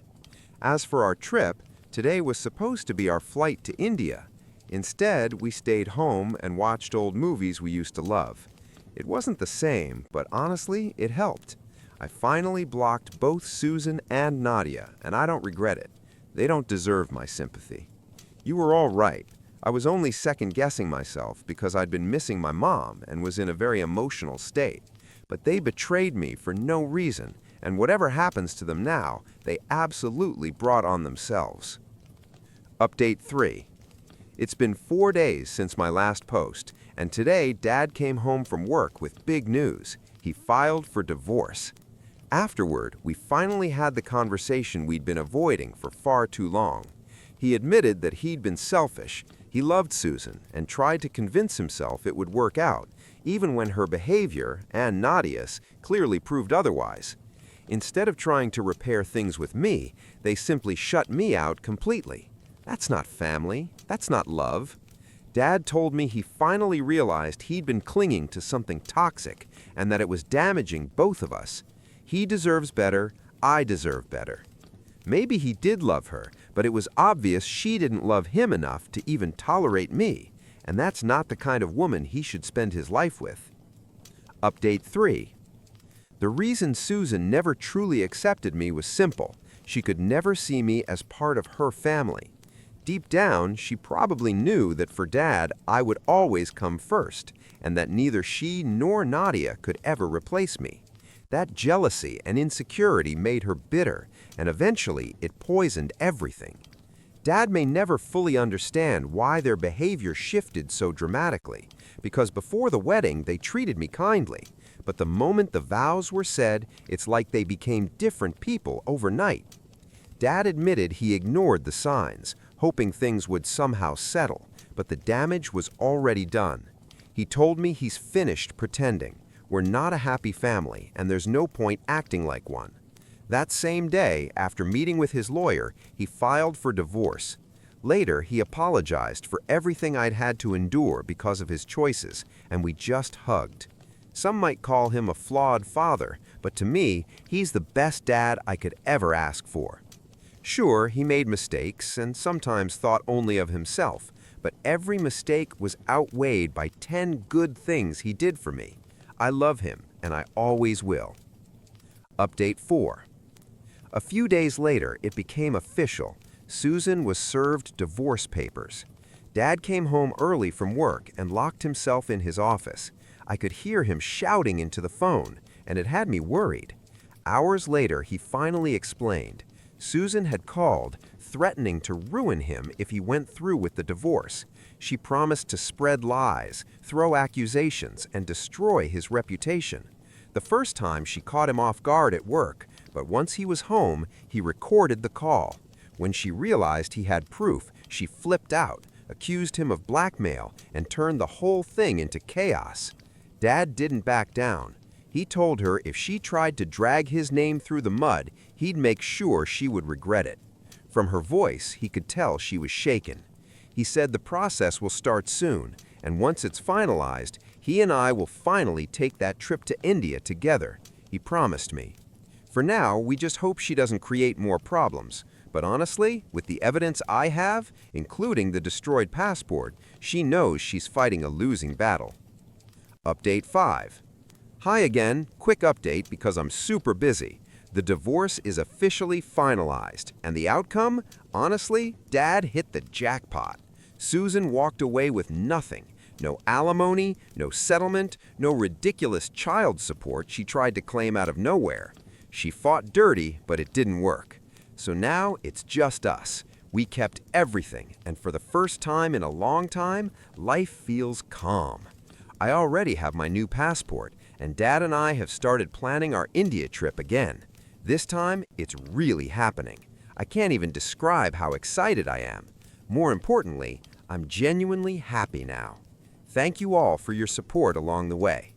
I tricked my cheating wife into believing that I was the one having an affair, then vanished like a nuclear ghost ninja and handed her the divorce papers on Christmas Day.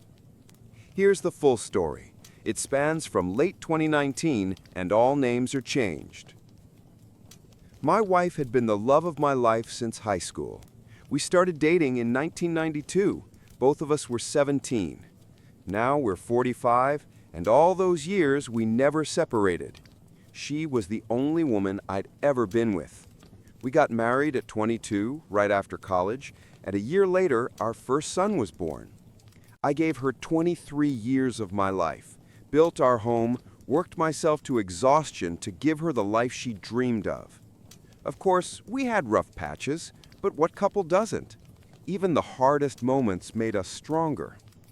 That's why discovering her affair felt like getting hit by a truck. In March 2020, I first sensed something was wrong. 2 months before that, we already weren't in a good place. I was recovering from ACL reconstruction. I tore the ligament in fall 2019 and still barely had 55% mobility. That slowed down everything at home. I was on injury leave from my job, couldn't handle many household responsibilities, and the things only I could do had to be pushed onto her. She wasn't happy about it. And our intimacy, which had already decreased before the injury, basically disappeared completely. Around that time, my wife, let's call her Sue, started spending more time with coworkers after work. From November 2019 to March 2020, it became a regular thing. I never questioned it. In 23 years of marriage, she never gave me a single reason to doubt her. She had her friends, I had mine, we had shared friends too. It was never a problem. But sometime in January 2020, things changed. She became distant. Yes, we were struggling, but she had never avoided affectionate touches before. Her hugs, small kisses, even simple closeness, gone. Her phone, which she used constantly anyway, stopped being something she shared with me. Before, she'd show me Pinterest crafts or funny memes. Now she hid the screen, angled it away, held it tighter. Her tone toward me became sharper, like I irritated her just by existing. Then March 2020 hit. The pandemic began, New York shut down. Our jobs were classified as essential, so we kept working. I had just been cleared to return to work after 5 months of rehab, and I was desperate to get back. Months stuck at home, unable to exercise, was torture for someone who trains martial arts and goes to the gym 4 times a week. A week or 2 into lockdown, my wife said she'd need to stay late at work. I didn't think much of it. With her job, it seemed plausible. But she started staying late every single day. Not an hour or 2, 3 hours or more. She'd come home, head straight to the shower, spend a little time with me, a little time with our 17-year-old son, our older one, 22, lived with his girlfriend, and go to bed. As my knee improved, we resumed intimacy, but she was completely absent, emotionally gone, mentally somewhere else. I noticed immediately. By early April, everything aligned. All the signs pointed to an affair. I needed answers. I researched what to look for, read lists of typical cheating behaviors. She hit nearly every point. Then I dug deeper, looking for actual proof. I started with her social media. Her Facebook looked normal, pictures of us, the kids, friends, and several photos of her after-work hangouts. Some people I recognized, others I didn't, but one guy stood out. He appeared in many photos, always too close to my wife. Hand on her shoulder, hand on her waist. Too familiar for someone I'd never met. He was friends with her on Facebook and followed her on Instagram. So I checked his profile. He had blocked me. A man I didn't know had blocked me, yet was connected to my wife. That was the moment I knew something was seriously wrong. No more denial. She was cheating, and this guy was the one. I needed to know how long it had been going on, so I kept digging all through April and May. We had a shared family mobile plan, so I could access call logs. Two numbers dominated her call history from October 2019 to April 2020, mine and an unknown number. A quick Google search confirmed it was him, the same guy from the photos. Let's call him Mark, though I had other names in mind. The picture grew clearer. Many messages were deleted, which meant she was hiding things. I knew she was cheating, but I still lacked hard evidence. So I kept going. At that point, I knew I needed real evidence. I told my best friend Ozzy about everything I had discovered. He asked if I had confronted her, but I said no, it didn't feel like enough. Then he told me about an app I could install to monitor her messages in real time. I set it up, synced it to our shared phone plan, and waited. Within a few days, I finally saw the proof. Messages between them about how much fun they had the night before and how excited they were to do it again over the weekend. It was like getting punched in the gut. Shocked doesn't even begin to describe it. For the next 2 days, I was completely destroyed. I avoided her on purpose, which she definitely noticed. She tried comforting me and asked what was wrong, but I brushed her off. I couldn't even look at her, the woman I had given 23 years of my life to, the woman I had given everything and more, and she cheated on me with someone only 5 years older than our eldest son. On the third day, I wasn't sad anymore. I was angry. I called Ozzy to tell him my suspicions were confirmed. He asked if I had talked to her yet.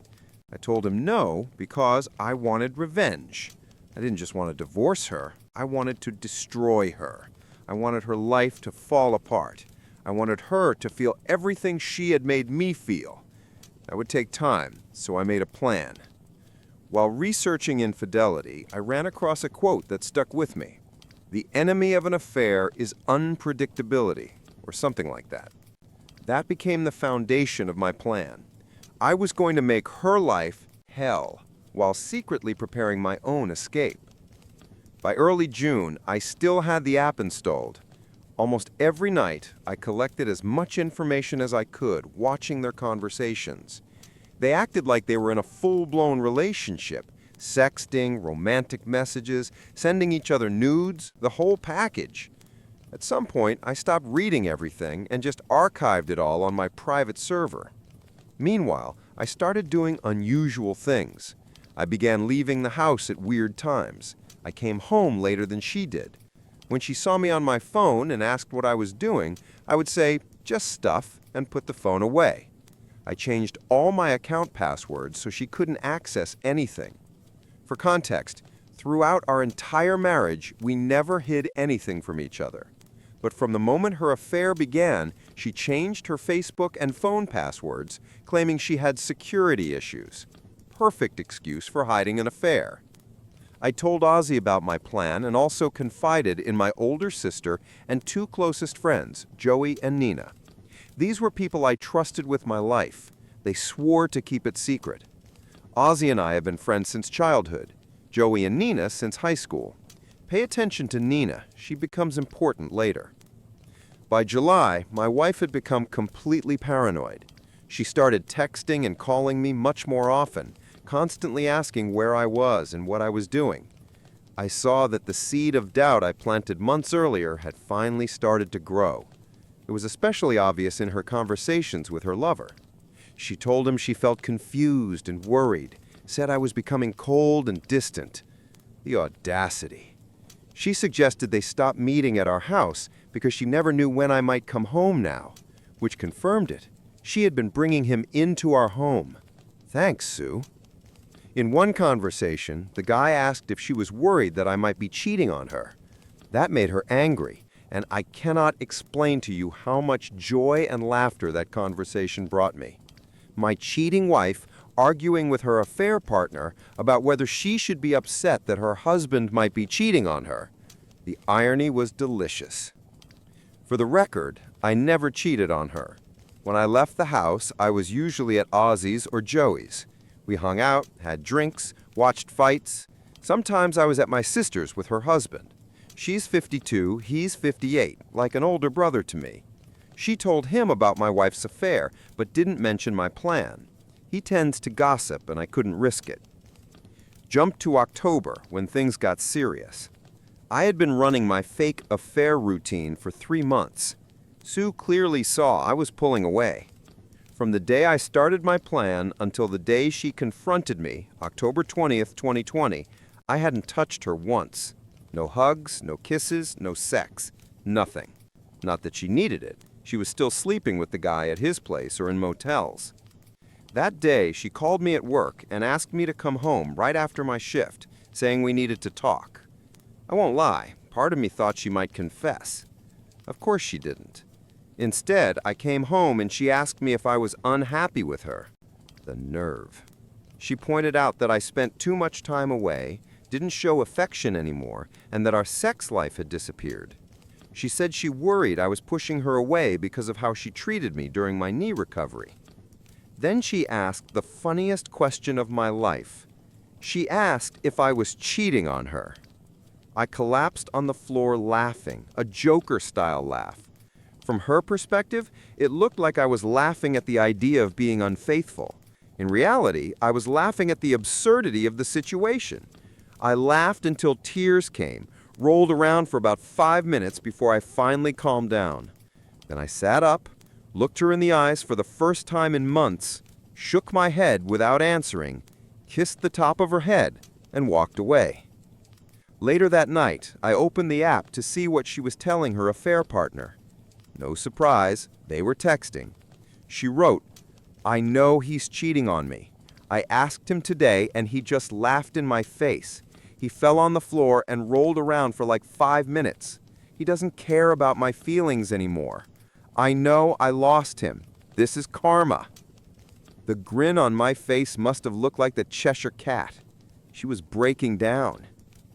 The guy tried comforting her, saying that if he truly loved her, she wouldn't have needed him, and that I hadn't been giving her what she needed. But her tone said everything. She was full of doubt. The sheer audacity. She cheated on me because I couldn't fulfill my duties as a husband due to a real injury, and yet she continued the affair without a second thought. Almost the whole idea that she might lose me because of another woman shook her to the core. What a coward. During this time, I was also working hard on the second phase of my plan. I was putting my finances in order. Back in September, I met with a family law attorney and started the divorce process, armed with a mountain of evidence I'd collected.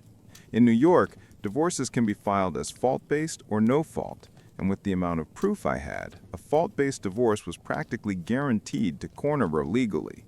My lawyer advised me to organize all financial documents in preparation for splitting our assets. I went further. I secretly withdrew all the money from our joint account and transferred it into my personal one.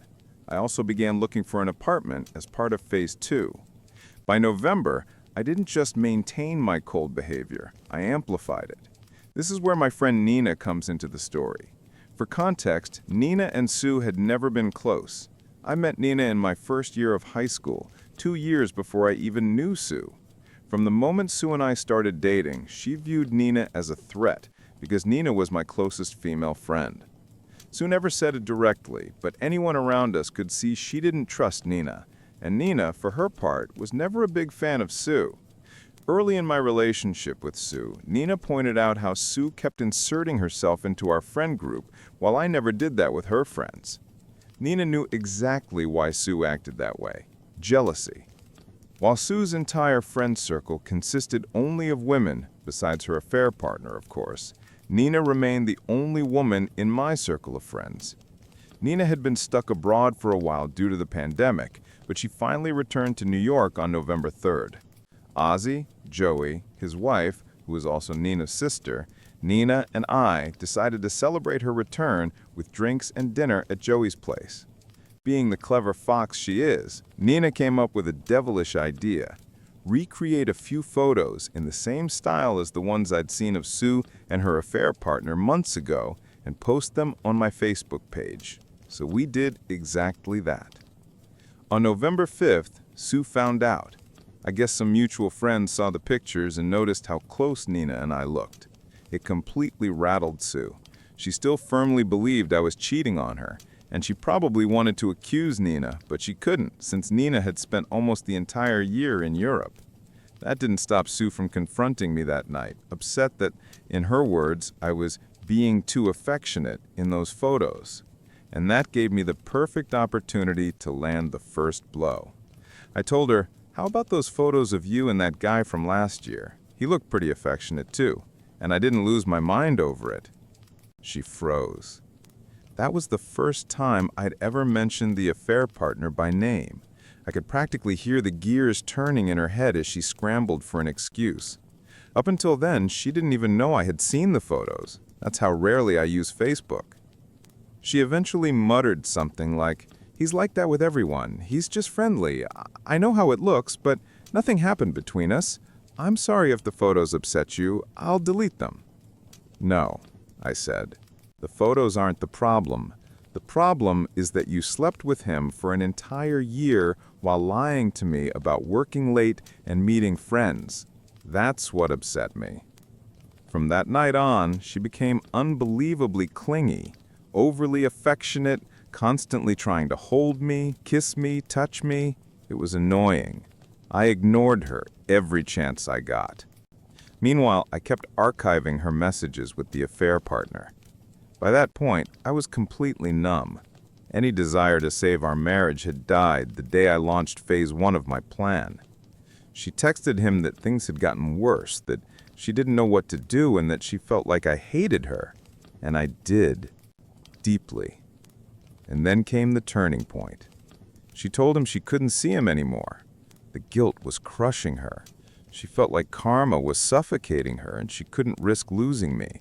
She claimed she deeply loved him, but was still in love with me and needed to save her marriage. "No, sweetheart, you were about 8 months too late." The guy freaked out, begging her not to leave him. He insisted I didn't love her like he did, that she was making a mistake and that she couldn't just throw away what they had. Throughout November and December, Sue was stuck in limbo. She desperately tried to figure out what I was thinking, but she still couldn't determine whether I was cheating or not. Meanwhile, the affair partner kept bombarding her with messages every day. She just ignored them. I noticed her checking her phone constantly, then quickly hiding it. By then, phase 2 of my plan was complete. Divorce papers ready, a studio apartment in the Bronx leased for 2 years, and all our money sitting safely in my personal account. I was ready to strike. Then came Thanksgiving. My older son and his girlfriend hosted a small dinner for close family. It was me, Sue, our younger son, her parents, and the girlfriend's parents. The food was incredible. The girl is studying culinary arts and cooked everything herself. To maintain the appearance that Sue and I were fine, I showed her a bit of affection that evening. A kiss on the cheek, a gentle hug, my arm around her shoulders. She was thrilled.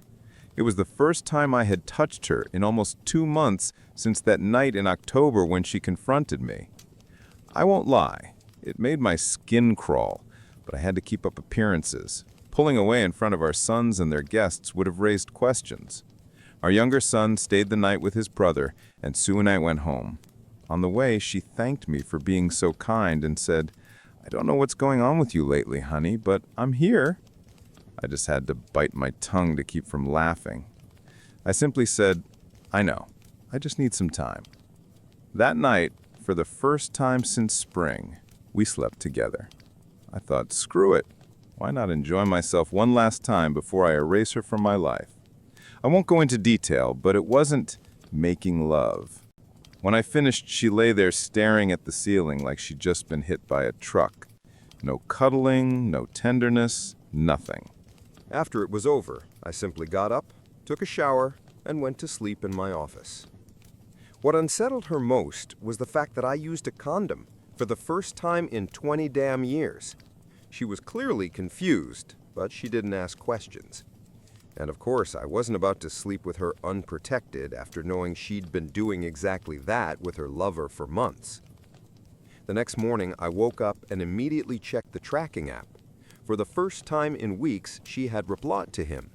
The guy completely poured his heart out, confessed his love, told her she was wasting her time trying to reignite a dead flame with me, claimed she had been trapped in a cage for 23 years and deserved a man who truly valued her.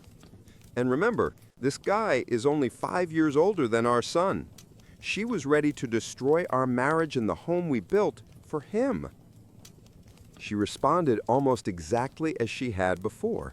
Told him she loved him, enjoyed their time together, but couldn't lose me. Said I was still the love of her life, though he would always have a place in her heart.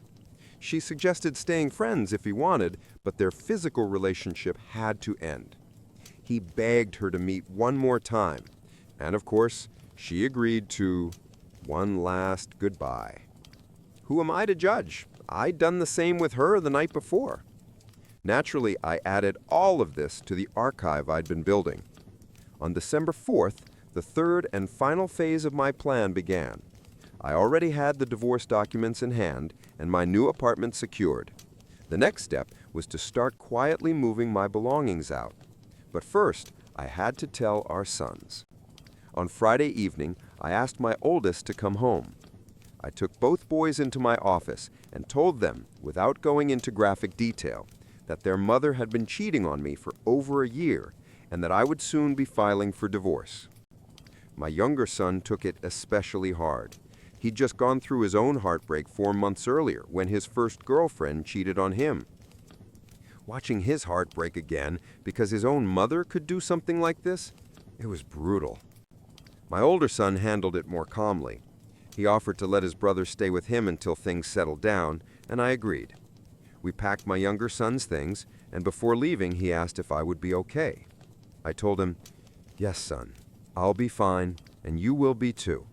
We'll get through this, I promise." They left, and the hardest part was behind me. Now it was time to arm the nuclear payload. When my older son was at work, I used the spare key he had given me to start taking a few things, items Sue wouldn't notice missing right away. I also bought a new phone, a new number, and sent the updated contacts to the people who needed them: Ozzy, Joey, Nina, my sons, my sister, and my mother. Meanwhile, Sue was left in the dark. She kept minimal contact with her lover, but the emotional bond was still there. All the while, I continued gathering data: every message, every call log, every picture, every recording.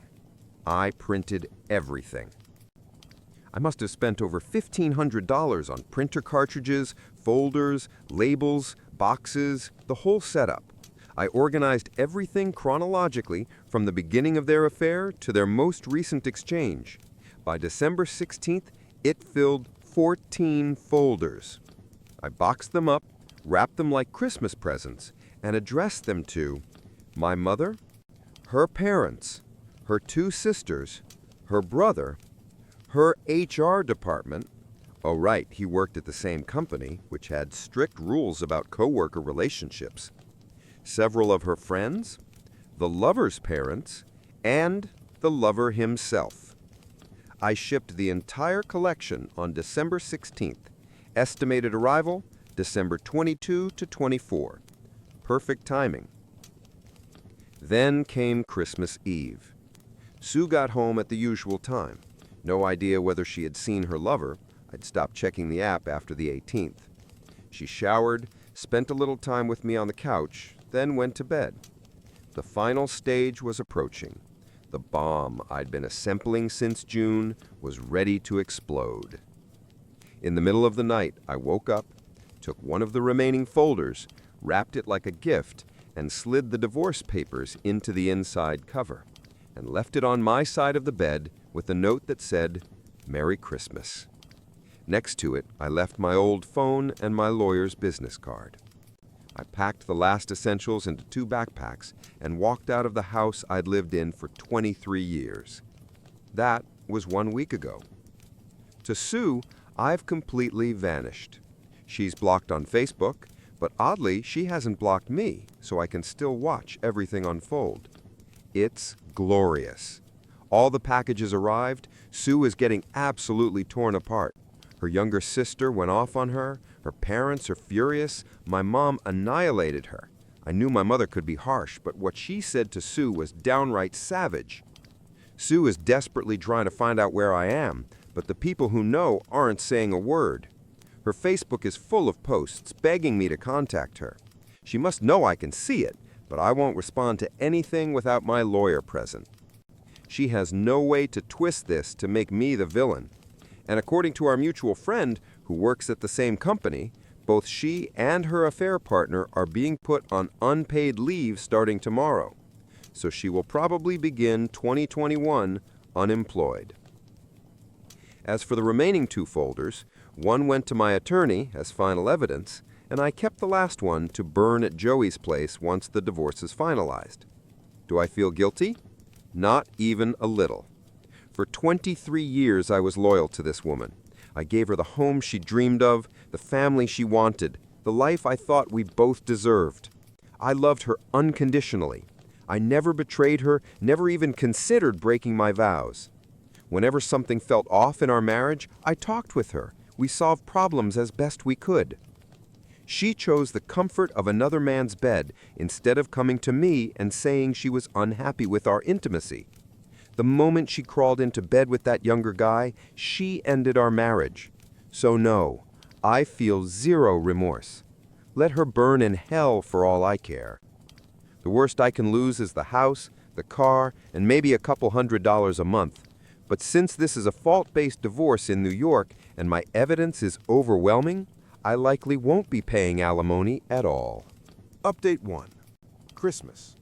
Christmas was the first full day I spent in my new apartment. I'm still getting the place set up. There are a few things I want to buy, but overall, it already feels like home. I'll be living here for at least the next 2 years. My sons and my older son's girlfriend came over and spent most of the day with me. She brought homemade sweets and cooked a great dinner. I finally had the chance to talk with my boys calmly, something I hadn't done in a long time, and it felt good. My older sister stopped by too, bringing more food and spent a few hours with us. It was the first time in almost a year she saw her nephews. Having them all around kept me stable emotionally. If I'd been alone, I probably would have just gotten drunk until I blacked out. Everyone left around 8 p.m., and afterward I decided to visit Joey and his wife Claudia. I stayed with them for a couple of hours, had a drink, then went home. The next important moment came on December 29th, 2020. Around midday, I got a message from Nina asking if I was free that evening. Of course I was. We agreed to meet after work. She drove over, and we went to a small diner near my office in New York. Restaurants were still running at 25% capacity because of the pandemic, but it wasn't hard to find a table since most people preferred staying home. Once we ordered, Nina laid everything out. I already suspected what she was going to say. She admitted she'd like me since we were teenagers, but never had the chance to say anything because Sue got to me before she ever could. For context, I've known Nina 2 years longer than I've known Sue. Back in school, it was the 4 of us, me, Ozzy, Joey, and Nina. We were the misfits who didn't fit anywhere. Nina struggled with her weight then, was diabetic, and looked like a goth girl straight out of a comic book. Cool, but invisible to guys. Yet we always had chemistry. Now, Nina is a personal trainer and yoga instructor. She went from awkward outsider to, honestly, a stunning woman. So we agreed that once my divorce is finalized, we'll start officially dating. And yes, we slept together that night. She came back to my new place, and we had an amazing time. Do I feel guilty? Not even close. Nina has been a better friend to me than Sue was for almost 25 years. She supported me through everything, and I learned that she even stepped aside back then so I could build a life with Sue. That level of selflessness hit me hard. Maybe it sounds like I'm justifying myself, but to me it felt right, and I want to see where things go with Nina. Now about yesterday, the day I met with my wife and her attorney to discuss the divorce. 2 weeks had passed since I vanished from Sue's life. On Monday, I got a call from her lawyer's office saying they'd scheduled a meeting for January 6th, 2021. The day before the meeting, I met with my attorney to go over my terms. In short, I want a divorce on the grounds of adultery. a full split of marital assets. I sell her my share of the house. She can keep it. We each keep our cars. I keep my cabin in Pennsylvania. Because of her cheating, she gets no spousal support. Our younger son chooses where he lives, and it'll probably be with me. Then came Wednesday. I walked into my lawyer's office dressed like Johnny Cash. Inside were Sue and her attorney. She looked terrible, completely worn down. I kept a stone-cold face. I won't bore you with the legal back and forth. Her lawyer offered reconciliation terms. I rejected them almost instantly. Eventually, we settled on a separation agreement that will lead to a no-fault divorce.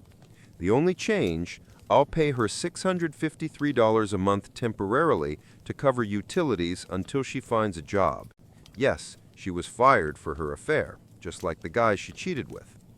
My income is high enough that the payment won't hurt me, even if she drags her job search out, and she has enough savings to survive for a while. After a year, she's on her own. Honestly, that's a small price to finally remove her from my life. The divorce should take around 3 months, so by early April, I'll be free. After the meeting, I stepped outside. Sue followed me and asked to talk. I allowed it. She held herself together in the office, but once we were outside, she completely broke down, full meltdown. She apologized over and over, saying she never wanted things to end this way. She said she didn't expect to fall for that guy, but when she thought I'd been cheating on her, she panicked and betrayed me. She asked if I could ever forgive her, and maybe years from now we could try again, because she can't imagine living without me. I told her she'd better start imagining it, because this was the last time she would ever see me or hear my voice. I reminded her that our younger son is old enough to choose his own path. I told her she had half my life and every ounce of love I had, and she threw it away for a fling. I said there was zero chance of forgiveness. Every bit of love I had for her died during the months she whispered, "I love you," to another man instead of telling me our marriage needed help. I told her I loved the woman she used to be, but I hated the person standing in front of me now. She was sobbing on a Manhattan sidewalk, making a scene. People stared, but I didn't care. I wasn't going to humiliate her. I'd already destroyed her social and professional life. I just needed to say what I came to say. Then I put in my earbuds, turned around, and walked away. Later that night, her father called me to apologize. He said he was ashamed of her behavior and thanked me for being a good husband. I'll miss the man. He was like a father to me after my own dad died, but there's no point staying connected to her family now. After the call, I updated my Facebook status to divorced. Yes, it's not legally final yet, but emotionally it's over. People started messaging me right away, and I told them the truth. I filed for divorce because of infidelity. Nina called me immediately, surprised how fast things were moving. She didn't realize how far along everything already was. I asked her to come over, and she did. We slept together again, but this time she stayed the night. We talked until morning, and I haven't felt that kind of connection in years. Nina understands me. I can't get enough of her presence. Some might say I'm moving on too fast. Maybe. But my marriage ended the moment she let another man touch her. I've been emotionally done for a long time. So that's where I am. My divorce is underway. I'm starting something new with Nina. And despite saying once I'd never remarry, that was before Nina told me how she felt, and I can't deny I feel the same. We're taking it slow, and we won't go public until everything with Sue is legally finalized. As for Sue, I don't care what happens to her. She can keep the old house, move her boyfriend in, do whatever. I'll get my half of the money throughout 2021, 4 payments, and I'll never have to see her again. To everyone who's offered support and encouragement, thank you. It means more than you know. Update 2. My wife almost died yesterday. Last night, something happened that I honestly never expected. Since only my closest friends, my sons, my older sister, and my mother have my new contact information, and since I blocked my wife everywhere, she hasn't had any way to reach me since I disappeared from her life on Christmas Eve. Some of our mutual friends, however, can still contact me. I was in my apartment when I got a message from one of the few mutual friends who didn't turn his back on her after I exposed the affair. When I replied, he told me that he had stopped by to check on her and found her unconscious in the bedroom, foam at her mouth with 2 empty pill bottles nearby. She's now in the ICU in critical but stable condition. Doctors said she will most likely survive, but she won't be all right for a long time. That friend begged me to come. Her parents and sisters were also at the hospital. I'm guessing they were called because the hospital couldn't reach me due to my old number still being listed as her emergency contact. I simply said no. She is no longer my responsibility. She chose the easy way out instead of facing the consequences of the pain and humiliation she brought on herself by destroying our 23-year marriage. My friend insisted I tell my sons. I did, but made it clear that if they wanted to visit their mother, I wouldn't judge. She is still their mom. But I'm done. They were surprised by how firm I was, but they accepted it. Now that the news has spread, many of the same people who condemned her weeks ago are suddenly full of sympathy, telling me I should be by her side, that despite everything she did, I should support her through this. I was also told her affair partner tried to visit her this morning, but he wasn't allowed in because he isn't family. So now the pressure is on me, but I feel nothing for this woman anymore. Whatever love I had for her died months ago, during the time she was telling another man she loved him. Her actions killed every last emotion I had left. She betrayed me. She chose nearly a year-long affair with someone only 5 years older than our son over our entire life together. And now, instead of dealing with the fallout of her choices, she takes the most selfish route possible. Even now, when she will likely survive, she instantly becomes the victim again. People who condemned her are already forgiving her. Meanwhile, I'm going to be painted as the cold, heartless ex-husband who refused to show up. Her father called me. He apologized, said he respected my decision, and admitted he raised her better. He's the only one who hasn't tried to guilt-trip me. I keep asking myself whether she did this because she truly broke mentally or because she made a calculated, desperate move to win people back. Maybe that sounds cruel, but I honestly don't know this woman anymore. To be clear, I will not go see her. She lost the right to my concern the day she let another man put his hands on her. I know some of you will judge me. I don't care. If you were in my position, you'd see things differently. Some might argue that I caused her breakdown by leaving the way I did, by letting her believe I was cheating on her while she was actively cheating on me. Maybe that contributed, but it doesn't erase her choices. I gave her half my life. She betrayed me entirely for her own selfish reasons. She told me herself I had nothing to do with her decision to cheat. She did it because she wanted to. If refusing to visit her in the hospital makes me a bad person, then so be it. I'm choosing myself now. My responsibility for her ended the day we signed the separation agreement. After 23 years and 2 kids, I realized I never truly knew her. I feel no sympathy. I never will. She can rot in whatever dark pit she's dug for herself. I'm done. Quick update. Her father told me she has been transferred from the ICU to the psychiatric ward. She's conscious and mentally stable enough to speak, but still extremely weak. He also told me she asked whether I came to see her, and when he said no, she looked devastated. He said he'll give me updates only if I ask, out of respect for my boundaries. I also arranged a therapy appointment for my 17-year-old son. His first session is this Monday. Update 3. The End and Goodbye. Update 3. The End and Goodbye. On April 13th, exactly 1 month ago, Sue officially became my ex-wife. At first, my lawyer told me it would happen on the 18th, but partly because New York started loosening COVID restrictions, everything was finalized a few days earlier. My lawyer Jeff called me on April 12th and asked me to come in the next day. When I arrived, he handed me the notice confirming the completion of the divorce and shook my hand. I couldn't just walk away, so I hugged him and thanked him for everything he had done for me. On the way home, I kept replaying the last 24 years of my life in my head, every memory, every chapter of our story. When I walked into my apartment, it finally hit me. I collapsed onto the floor, and all the emotions I had been holding inside poured out. I hadn't cried like that in years, but these weren't tears of sadness, not at all.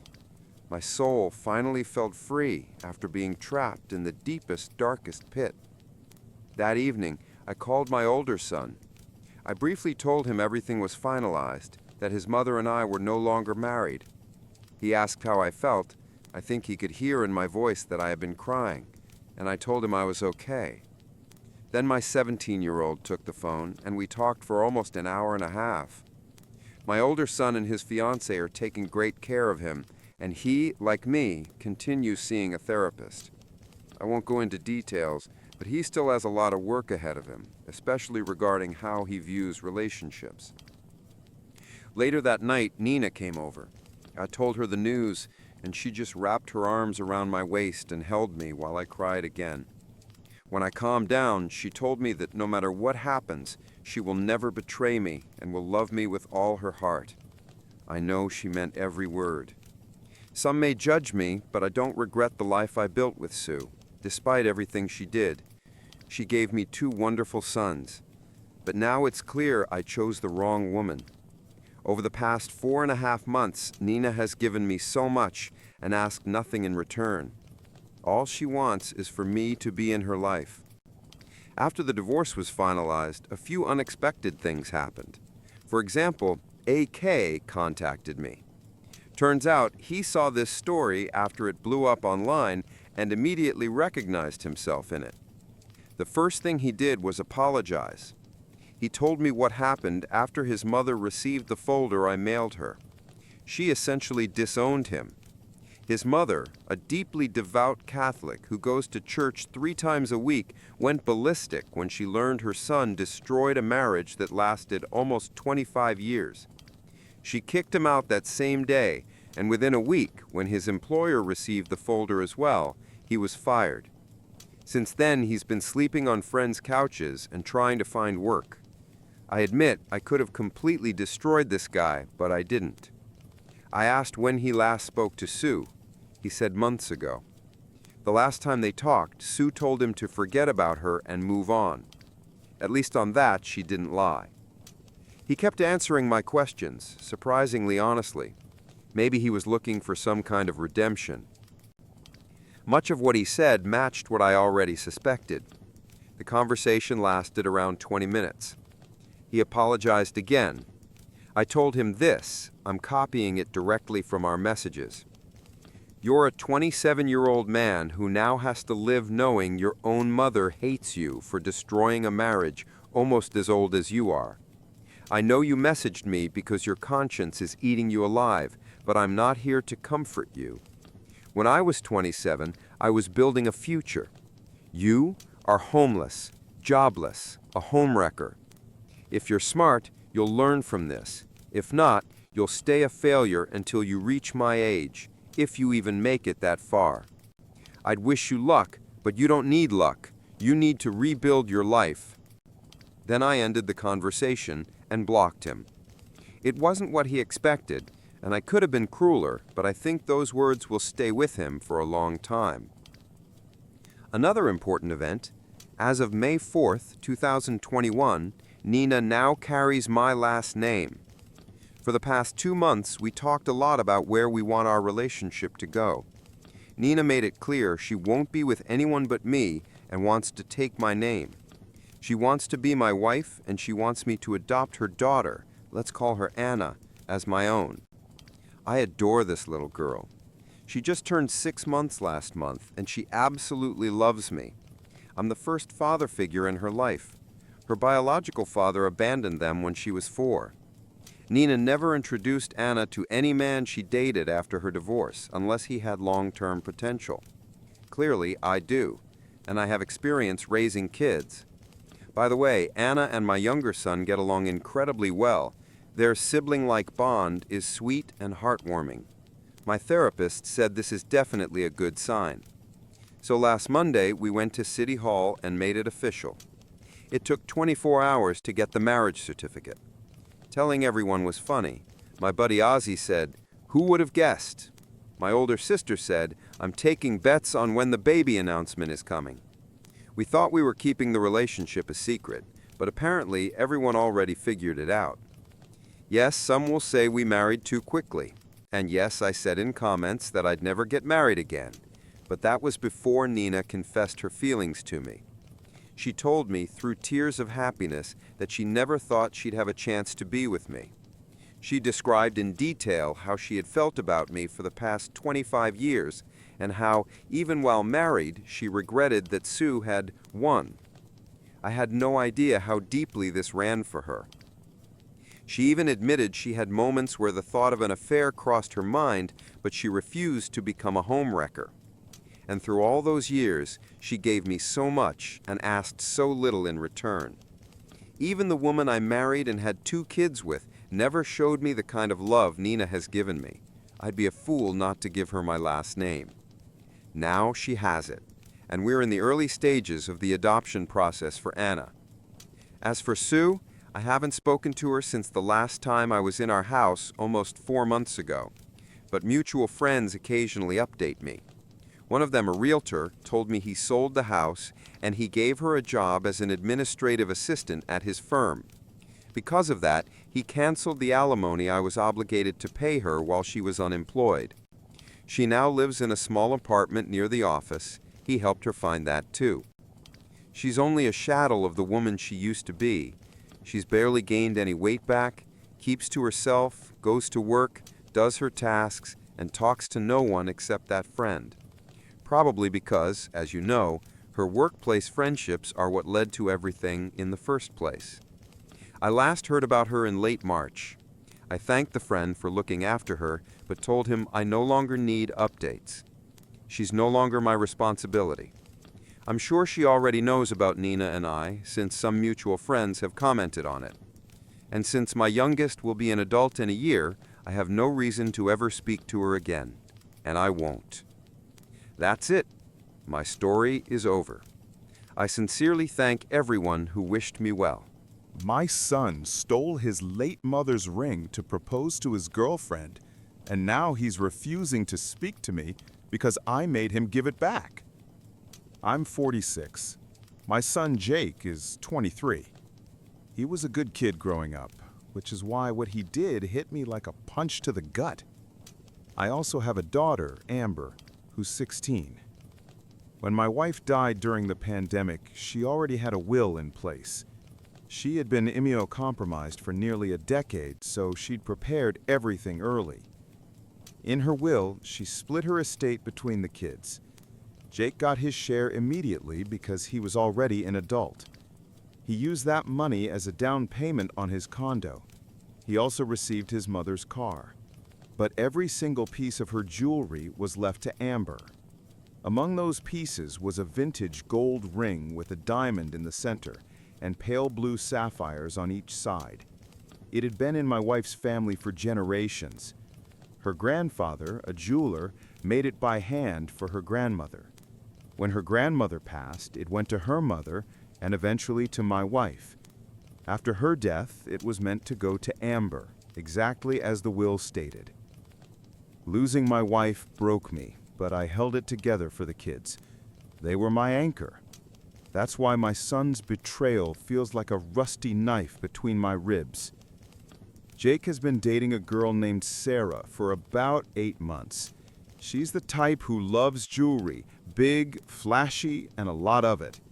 One day Jake told her about the heirloom pieces his mother left behind, the ones meant for Amber.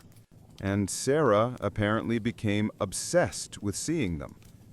So Jake went into my bedroom when no one was home and showed them to her. He later admitted that to me. I was angry, but I figured that was the end of it. I was wrong. A week ago, Jake came to me practically begging to give him that ring, the heirloom, so he could propose. He said Sarah fell in love with it the moment she saw it, and that he was convinced it was the perfect engagement ring. He seemed certain I would be thrilled that he was planning to propose, but I told him this wasn't up to me. The ring belonged to Amber, and I wasn't going to allow him to pressure her into giving it up. I told him he could ask her once, politely, and if she said no, the conversation was over forever. Jake agreed. He asked Amber in front of me. She immediately refused. She wanted to keep the ring in the family. She adored it and always had. To her, it was priceless. The idea of giving it away devastated her. I told Jake that was that, and he needed to drop it. He left upset, but I assumed he'd accept the answer and start looking for a similar ring. But then a few days later, he showed up again while I was at work to talk to Amber again. It escalated into a huge fight. Amber called me sobbing. I phoned Jake and told him to leave my house immediately and stay away from his sister.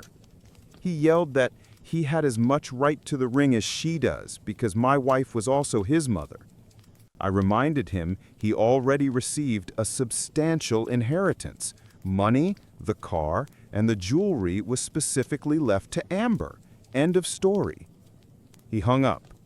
Amber later texted that he stormed out furious. But then, before I could even get home from work that day, Amber called again, yelling that Jake had come back, gone into my room, taken something, and left without saying a word. When she tried to stop him, he shoved her aside. I rushed home and checked the jewelry box. The ring was gone. I called Jake repeatedly, no answer. I finally texted him and said I would contact the police if he didn't bring the ring back immediately. And even if he'd already proposed, it didn't matter. The ring wasn't his to give. That finally got his attention. He called me crying, saying I couldn't do that because he was my son. I said, "Watch me." He stole the ring, he assaulted his sister, he crossed a line I could not and would not ignore. He called back shortly after and confessed he had already taken Sarah to a restaurant and proposed. The ring had been in his possession for less than an hour, and she was already wearing it. I told him that wasn't my problem. He stole it, and he needed to return it. Whether that ruined his proposal wasn't my concern. I said I would get the ring back one way or another, even if it required a police report and a lawyer. He sobbed, begging me not to destroy his life. I told him he destroyed his own life when he stole from his sister and from his dead mother. The ring needed to be back in our hands by morning, or I would start legal proceedings. The next morning, he actually showed up with his girlfriend. They tried to guilt-trip me. Turns out she knew the ring was stolen and still wanted to keep it because she fell in love with it instantly. I told her she could get a jeweler to make a replica if she wanted it that badly, but the original wasn't hers and never would be. Jake begged again, but Amber and I stood firm. Return the ring, or we're going to the police. Sarah ripped the ring off her finger and threw it at Amber, calling me a vicious bastard before running out of the house in tears. Jake yelled that I probably ruined his relationship. I told him he ruined it himself the moment he decided stealing from his family was acceptable. What kind of son steals from his sister and his dead mother? It's sick. He had nothing left to say and stormed out after her. I haven't involved anyone in this mess, but Jake has. He tried to rally friends and relatives to his side, and instead got the opposite. Everyone tore into him for what he did. I've received messages and calls from people supporting me and Amber. A week has passed and Jake still refuses to speak to me. I sent him detailed photos of the ring in case he wants to have a replica made. But making an identical copy turned out to be extremely expensive unless they used imitation stones. Jake still hasn't replied to my last message. I have no idea what's happening between him and his girlfriend now, or whether they're still together after everything that happened. But even now, I'm certain he had no right to keep that ring. After this whole disaster, I moved all of my late wife's jewelry to a secure safety deposit box that only I can access. It will stay there until Amber turns 21, maybe even longer, depending on what she wants. I won't risk anything like this happening again. I know I made the right decision by getting the ring back, but that doesn't mean it's easy. I don't want my son to resent me forever, and I don't want our family to turn on him. If anyone has advice on how to fix this situation without returning the ring or spending a fortune on a replica, I'm open to hearing it. Update 1. Well, Sarah officially broke up with Jake. He's devastated and blames me for everything. Some people have already pointed out that I might have overrated my son by calling him a good kid. Maybe he used to be. The person he's become lately is a stranger to me. Whether he always had these traits or whether he just fell under the influence of the wrong woman, I honestly don't know. But it doesn't excuse what he did. After I forced them to return the ring, Sarah supposedly spent several days crying in bed. Then she told Jake she didn't want any other ring. She wanted my wife's ring and couldn't imagine an engagement without it now that she'd worn it, even for just a few hours. Jake tried to get sympathy from everyone, friends, relatives, even Sarah's family, and it completely backfired. Word spread fast, and local drama lovers clung to the story like sharks smelling blood. I didn't even ask for updates, but people kept messaging me anyway, so I knew everything that was going on, even though neither Jake nor Sarah would talk to me. Jake still had the photos of the ring I sent him in case he wanted a duplicate made. He took them to a jeweler.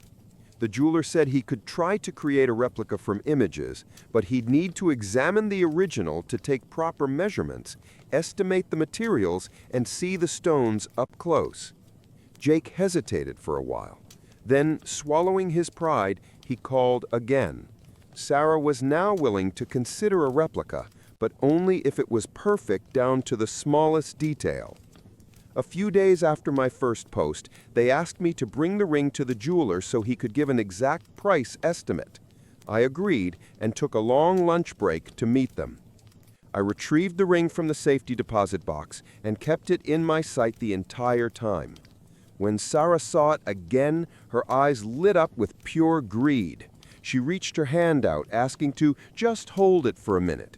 I told her no, I wasn't going to risk her running off with it. The jeweler examined it carefully. He said the ring was far more valuable than we had assumed. It was handcrafted by my wife's grandfather in the 1940s, with a large diamond in the center and light blue sapphires on the sides. The band was thick 18-karat gold, and the stones were set in platinum. There were delicate floral engravings all around the ring. Just the gemstones for a replica would cost more than Jake had in savings. The labor alone, entirely by hand, would be extremely expensive. The final price was 5 times more than Jake had ever saved in his life. At best, he could put down a deposit and spend years paying the debt off. Jake was willing to consider cheaper alternatives, including using imitation stones or modern materials.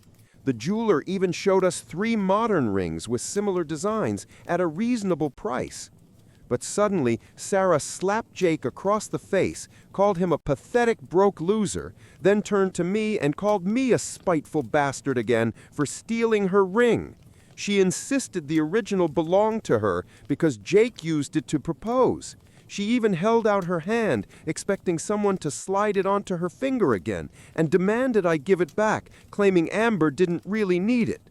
She said, "Your wife's family ring is not going to serve her anyway. She's not even going to propose to anyone. Someone can just buy her another ring someday." That was the moment I lost my temper. I looked her straight in the eyes and told her the truth. My wife's family ring will never be hers. Jake had no right to give it to her, which is why he stole it behind my back. Neither of them ever had any claim to it. I told her that people like her, who think they're entitled to anything they want, are exactly what's wrong with the world. She raised her hand as if to hit me too, but the look on my face must have stopped her. She spun around, screamed something intelligible loud enough to make my ears ring, and stormed out, knocking over a display case on purpose on her way out. Jake stared at me with pure rage, but didn't say a word until I asked why he was even dating someone like her. All he said was that he loved her, then went after her. A few days later, Sarah ended things for good, telling Jake he didn't appreciate her since he couldn't get her the ring she deserved. She also said she couldn't imagine having a father-in-law like me. She felt utterly humiliated because of me and cried, convinced that everyone now saw her as a gold digger. Honestly, I don't think people were that far off. She slapped my son just because he suggested a cheaper replica of a ring he couldn't afford, and then threw a full-blown tantrum when I wouldn't hand over the original ring the moment she demanded it. That is gold digger behavior. Maybe it's just my opinion, but I doubt Sarah would have stayed with my son if someone wealthier appeared on the horizon. It really seemed like all she wanted was that ring, nothing more. Right after the breakup, Jake tried to get into my house again while I was gone. I have no idea why, but thinking back, maybe he was after the emergency cash in the safe, or thought our family jewelry was still there. I hadn't told him yet that I moved everything to a bank vault. I hated even considering that my own son might break into my home, but he had stolen from us once before, so it wasn't impossible. Someone here advised me to change the locks. I did. Jake's key doesn't work anymore. I'm even thinking of installing security cameras now. Amber called me terrified when Jake showed up. He was pounding on the door, demanding she let him in. I tried calling him, no response. That must have scared him off, because according to Amber, he walked away right after his phone rang. He has a special ringtone set for my number, so he definitely knew it was me. He called me back later that evening. I didn't let him start yelling. I immediately demanded to know why he was trying to break into the house when I wasn't home. He had frightened his sister. She almost called the police. Jake dodged the question and instead began yelling about how I didn't trust him because I changed the locks. I told him, of course I don't trust you after what you did. He shouted that I should just be happy for him and that if his mother were still alive, she'd want him to propose with that ring. That set me off. I told him if she truly wanted that, she would have left the ring to him in her will. Then he started whining that everything was my fault. He repeated all the garbage Sarah had told him, how she called me stingy, how I supposedly didn't think she was good enough for him. I told him he was putting words in my mouth. I barely even knew Sarah and never interfered with their relationship, at least not until he stole the ring. When he tried to argue, I asked him, name one time I ever said something bad about Sarah before the ring incident. He went silent. He couldn't recall anything, because I had hardly seen her at all during their entire relationship. I didn't even know they were dating until they'd been together for 3 months. But that wasn't the point anymore. I asked again why he tried getting into the house. He refused to answer, so I listed the possibilities myself. If he came for the ring or any other heirlooms, too late. Everything is secured elsewhere. If he wanted access to the emergency cash, he'd never get into the safe. And if he came to hurt his sister, I'd deal with him myself. Judging by his silence, I hit at least one nerve. Eventually, he said he was quitting his job, selling his apartment, and moving far away so he'd never have to speak to me again. His final words were, "Enjoy your perfect little daughter." I don't understand how my son changed so drastically in just 1 year. I never called Sarah a manipulative gold digger, only said she had wrapped him around her finger and loved shiny things. Not much difference, I know, but now it's painfully obvious she is manipulative, especially after the dramatic performance she put on trying to keep a ring that never belonged to her. She cried for days over a ring she knew was stolen. Then she exploded when she couldn't keep it or even get a replica. Because of her, my son cut me and his sister out of his life. It hurts. And I'm furious that he chose this path just to please a woman he'd only been dating for 8 months. That's not long enough to talk about marriage. I dated my wife for over 2 years before proposing. And honestly, I can't imagine how disastrous it would have been if Sarah had actually married my son. I know Jake will blame me for a long time. I don't know if we'll ever speak again. I hope we do someday, but right now, we both need distance. Amber is struggling too. She's grateful I got her ring back, but just as shocked as I am at what Jake has become. She calls him a jerk for shoving her aside while stealing the ring.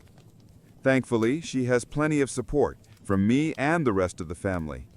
Jake has no support left. Relatives have been calling or messaging him to express their outrage. Even his former best friend stopped by to apologize to me.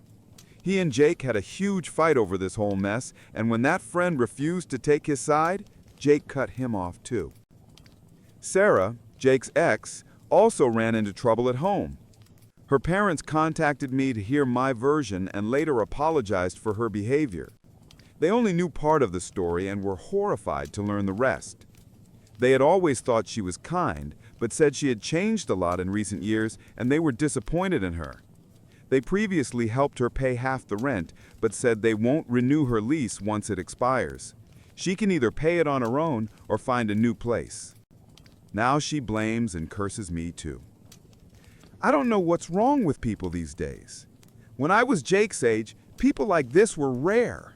Now they're everywhere, spreading toxicity like a flood. All I can hope is that one day my son wakes up and finds his way back to being the good man he used to be. Whether he ever speaks to me or not, I'll still wish him happiness. Update 2. And please, stop asking me for photos of the ring. A lot of people have messaged me wanting to see it or order a similar one. I told my daughter about these posts, and she's proud of me, but she does not want the ring online. It's hers. I don't need a reason. Her choice is final, and I will respect it. I'm not thrilled about the idea of posting photos either. If strangers start copying the ring, it'll lose what makes it special. I was fine with my son making a replica that would have stayed within the family, but there's no way I'm putting it online for everyone to duplicate. I deleted the pictures I had sent Jake a long time ago. The ring is stored in a bank vault now. It won't stay there forever. When I can afford it, I plan to buy a proper home safe. Over the weeks since my first post, I installed security cameras around the house, and thank God I did. For everyone asking whether my son got back together with Sarah, no, they're not together. Jake really is selling his apartment and hasn't spoken to me since that last phone call, the one where he wished me a nice life with my precious daughter because he didn't get what he wanted from me. I met with my lawyer and updated my will. I didn't cut him out entirely, but he lost a large portion of what he would have inherited. After everything that's happened, I can't bring myself to feel sorry for him anymore. My daughter Amber called him a simp, and once I looked up what that meant, I realized how accurate it is. But I don't want to stay angry or sad. Neither emotion does me any good. I'm trying to let go and move forward. Jake clearly chose a life without us. Maybe one day he'll realize how wrong he was, but I can't force him to rethink his choices. I ran into Sarah by accident recently. She spotted me at the mall while I was out with a friend. She started yelling across the crowd, calling me a stingy old miser. I didn't have to defend myself. My friend laughed and called her out as a thief and a greedy woman who only wanted my late wife's ring because she couldn't afford anything like it herself. People around us immediately turned to stare. Sarah flipped us off and stormed away, knocking things over, even a small child who started crying. When she realized she had hurt the kid, she sprinted off like she was escaping a crime scene. Later that day, she showed up at my doorstep, screaming that it was my fault her friends now call her a gold digger and won't speak to her. I told her plainly she is a gold digger. She had no right to that ring in the first place, and the way she cried for days over something she knew had been stolen, then dumped my son because he couldn't buy her what she wanted, is classic gold digger behavior. I told her I'd make sure she never sees that ring again. She kept screaming nonsense all the way back to her car. I hoped she'd finally leave us alone, but she didn't. For those who thought drugs were behind her and Jake's behavior, sorry to disappoint, but no. The police reports confirmed she was clean. Whatever's going on with her, it's all her own doing, and apparently Jake's too. Last week, Sarah was arrested for trying to break into my house. The cameras recorded her sneaking into my backyard and trying to hack down my back door with an axe. The alarm went off and she ran, but the front cameras captured her face and her car perfectly. She even dropped the axe with her fingerprints on it. By the time police arrived, she was gone, but they found her later at home. They were only going to arrest her for trespassing and attempted break-in, but she started fighting, so they had to take her down and drag her out. She clearly needs mental help. I spoke with her parents afterward. They offered to pay for the damaged door and told me what they knew. No drugs in her system. Serious mental health issues, yes. They told me they planned to move her out of town once the legal mess is handled. I don't know what happened after that, but honestly, it's not my place to pry. I do feel a little sorry for her. She seems genuinely unwell. I assumed Jake already knew since everyone else was talking about it, but he's completely cut off contact. Not just with me, but with his friends and extended family too. One of his coworkers finally reached out and said Jake is still furious about everything. He insists the ring would have been a small price to pay for his happiness. Now that Sarah is gone, he's switched to blaming her instead, calling her a crazy gold digger who ruined his life. It seems he only knows how to point the finger at others. Until he learns to take responsibility for his own actions, I don't see how we can repair our relationship. He's not going to get anywhere in life if he keeps deflecting blame. I hope some time alone helps him cool down and reflect on the mess he created. Update 3. Most people online have been supportive, but every now and then some random stranger messages me calling me a bad father or a Python psycho. Honestly, these people need a hobby. If their goal is to break me down, it's not working. Though it is annoying, not a single one of them offered a better solution or advice on how I should have handled any of this. They just want to yell at someone. One of them even lost their account, not because of me, but because they were just trolling everywhere. Most recently, someone messaged me from an account created the day before. Maybe it was the same guy. Do these people really have nothing better to do? If anyone has criticism, fine. But at least offer real suggestions instead of calling me a terrible father or a monster. People who only want to argue and insult do nothing to improve the situation. End of update. They do all of this just to feed their own egos. And honestly, you can tell something's wrong with these people if their only source of entertainment is harassing a widower who's simply trying to hold his family together. Real mature, right? And for those trolls insisting I should have acted differently, let's go over the facts. First, my son showed my late wife's heirloom ring to his gold-digging girlfriend without my permission. Second, I gave him a fair chance to ask his sister for the ring properly, since he wanted it to propose. She refused, and that should have been the end of it. Third, he stole the ring, attacked his own sister, and within an hour slipped it onto his girlfriend's finger like nothing happened.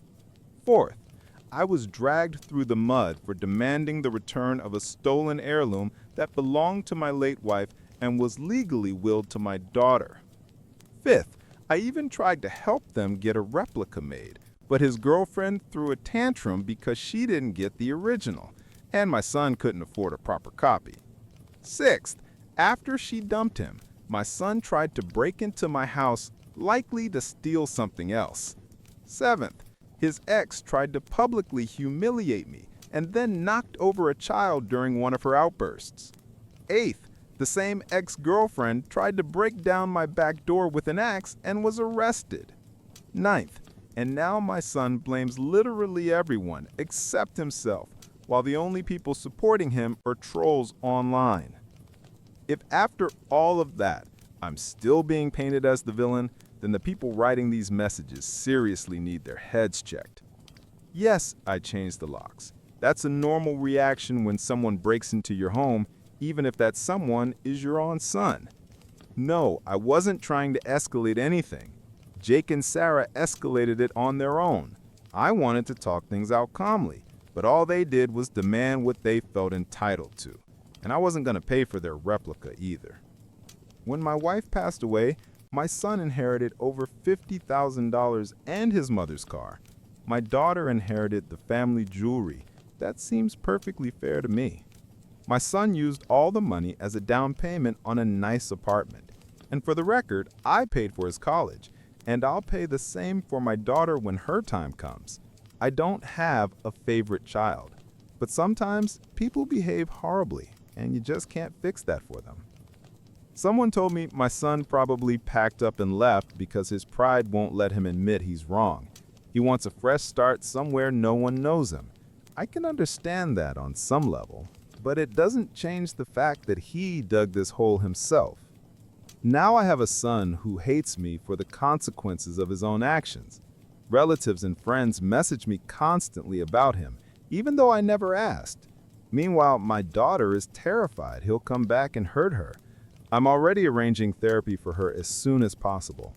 I installed a full home security system with cameras.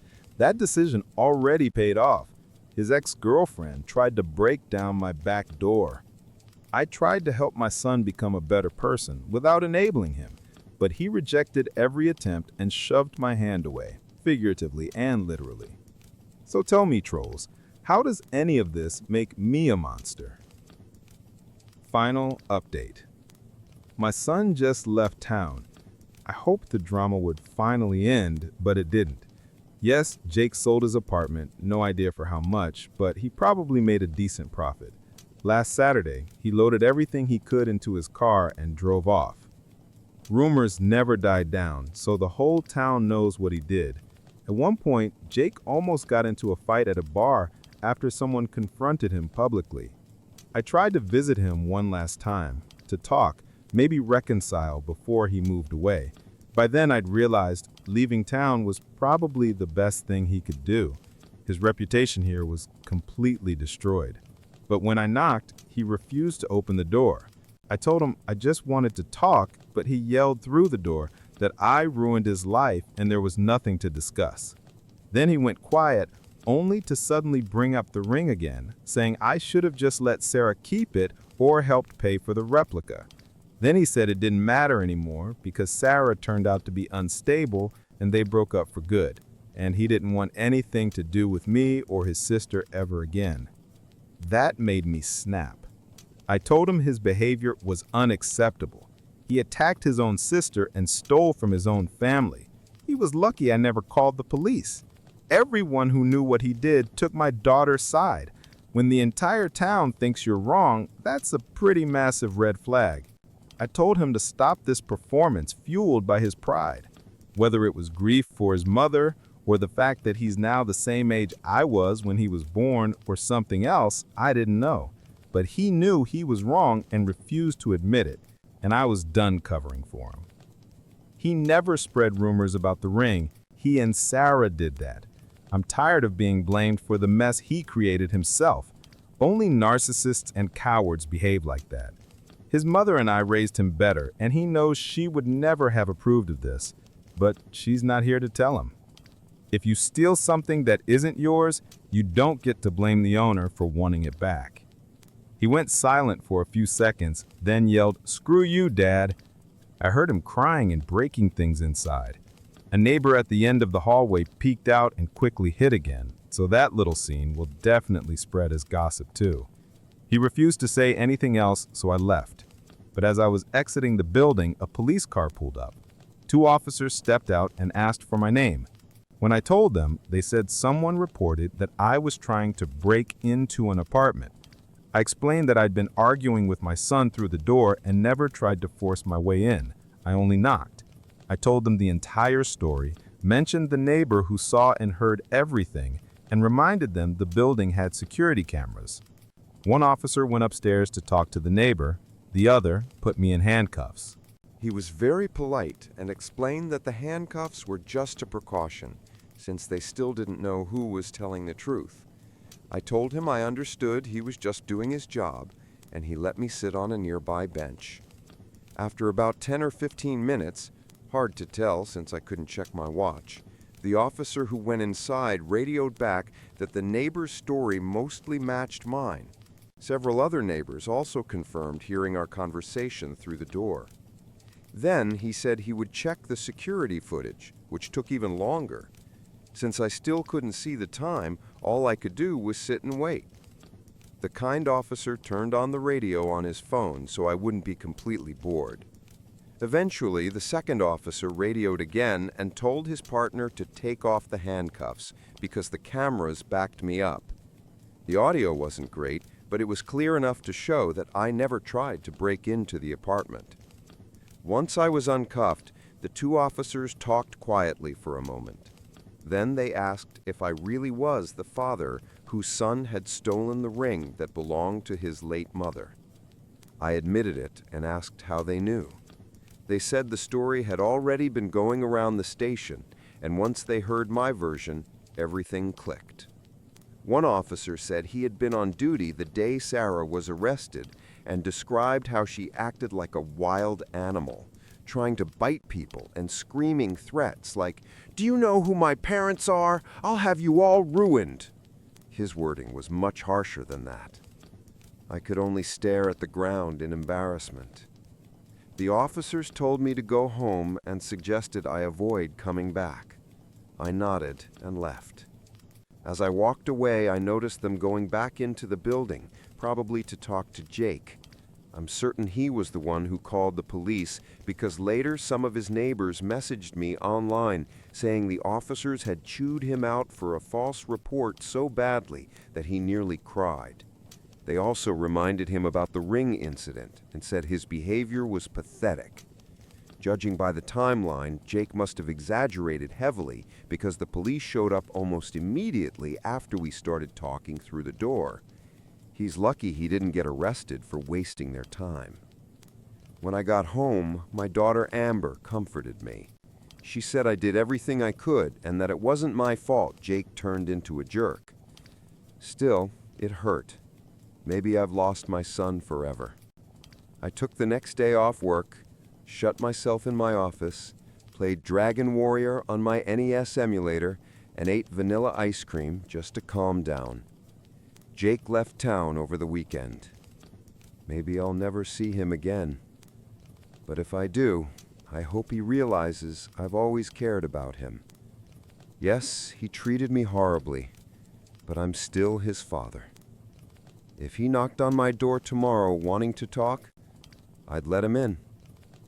I just hope it won't take 10 or 12 years for that day to come. Some people asked how big our town is if rumors spread so fast. It's not tiny, more like slightly below average in size. The reason gossip traveled so quickly was my wife's enormous and tight-knit family. They're everywhere in this town, no exaggeration. I could bump into one of them just going for a walk or buying groceries, and many of them loved to gossip. When Jake started looking for support from relatives online, that lit the fuse. First, they told him exactly what they thought of his behavior, and then they repeated the story to everyone they knew. The situation spun out of control before I even realized what was happening. Jake got his 15 minutes of shame, and it should have ended there. But his ex, Sarah, made everything worse by telling the story to absolutely everyone trying to get sympathy. That doubled the drama, and soon both of them had lost all their friends. People I had never met started messaging me, even though I never shared my contact information anywhere. No idea how they found me, but at this point it doesn't matter. Now that Jake has left town, things are finally calming down. Within the first week or two, I managed to convince most relatives to delete their posts about Jake, but the damage was already done. I begged people to stop spreading the story. I didn't want attention. I just wanted life to go back to normal. But everything Jake and Sarah did only made the mess bigger. Some also asked about the guy who recognized Jake in the bar and confronted him. From what I heard, he was a neighbor of one of Jake's ex-friends, so it's no surprise he knew what Jake looked like. And yes, even at my age, I still love old video games. It's my little way to relax. My kids never cared for them, and my wife didn't like them either, so it's always been my personal hobby. I don't play often. Maybe once or twice a year, I speed run Dragon Warrior using cheats, because I've never been a great gamer and probably never will be.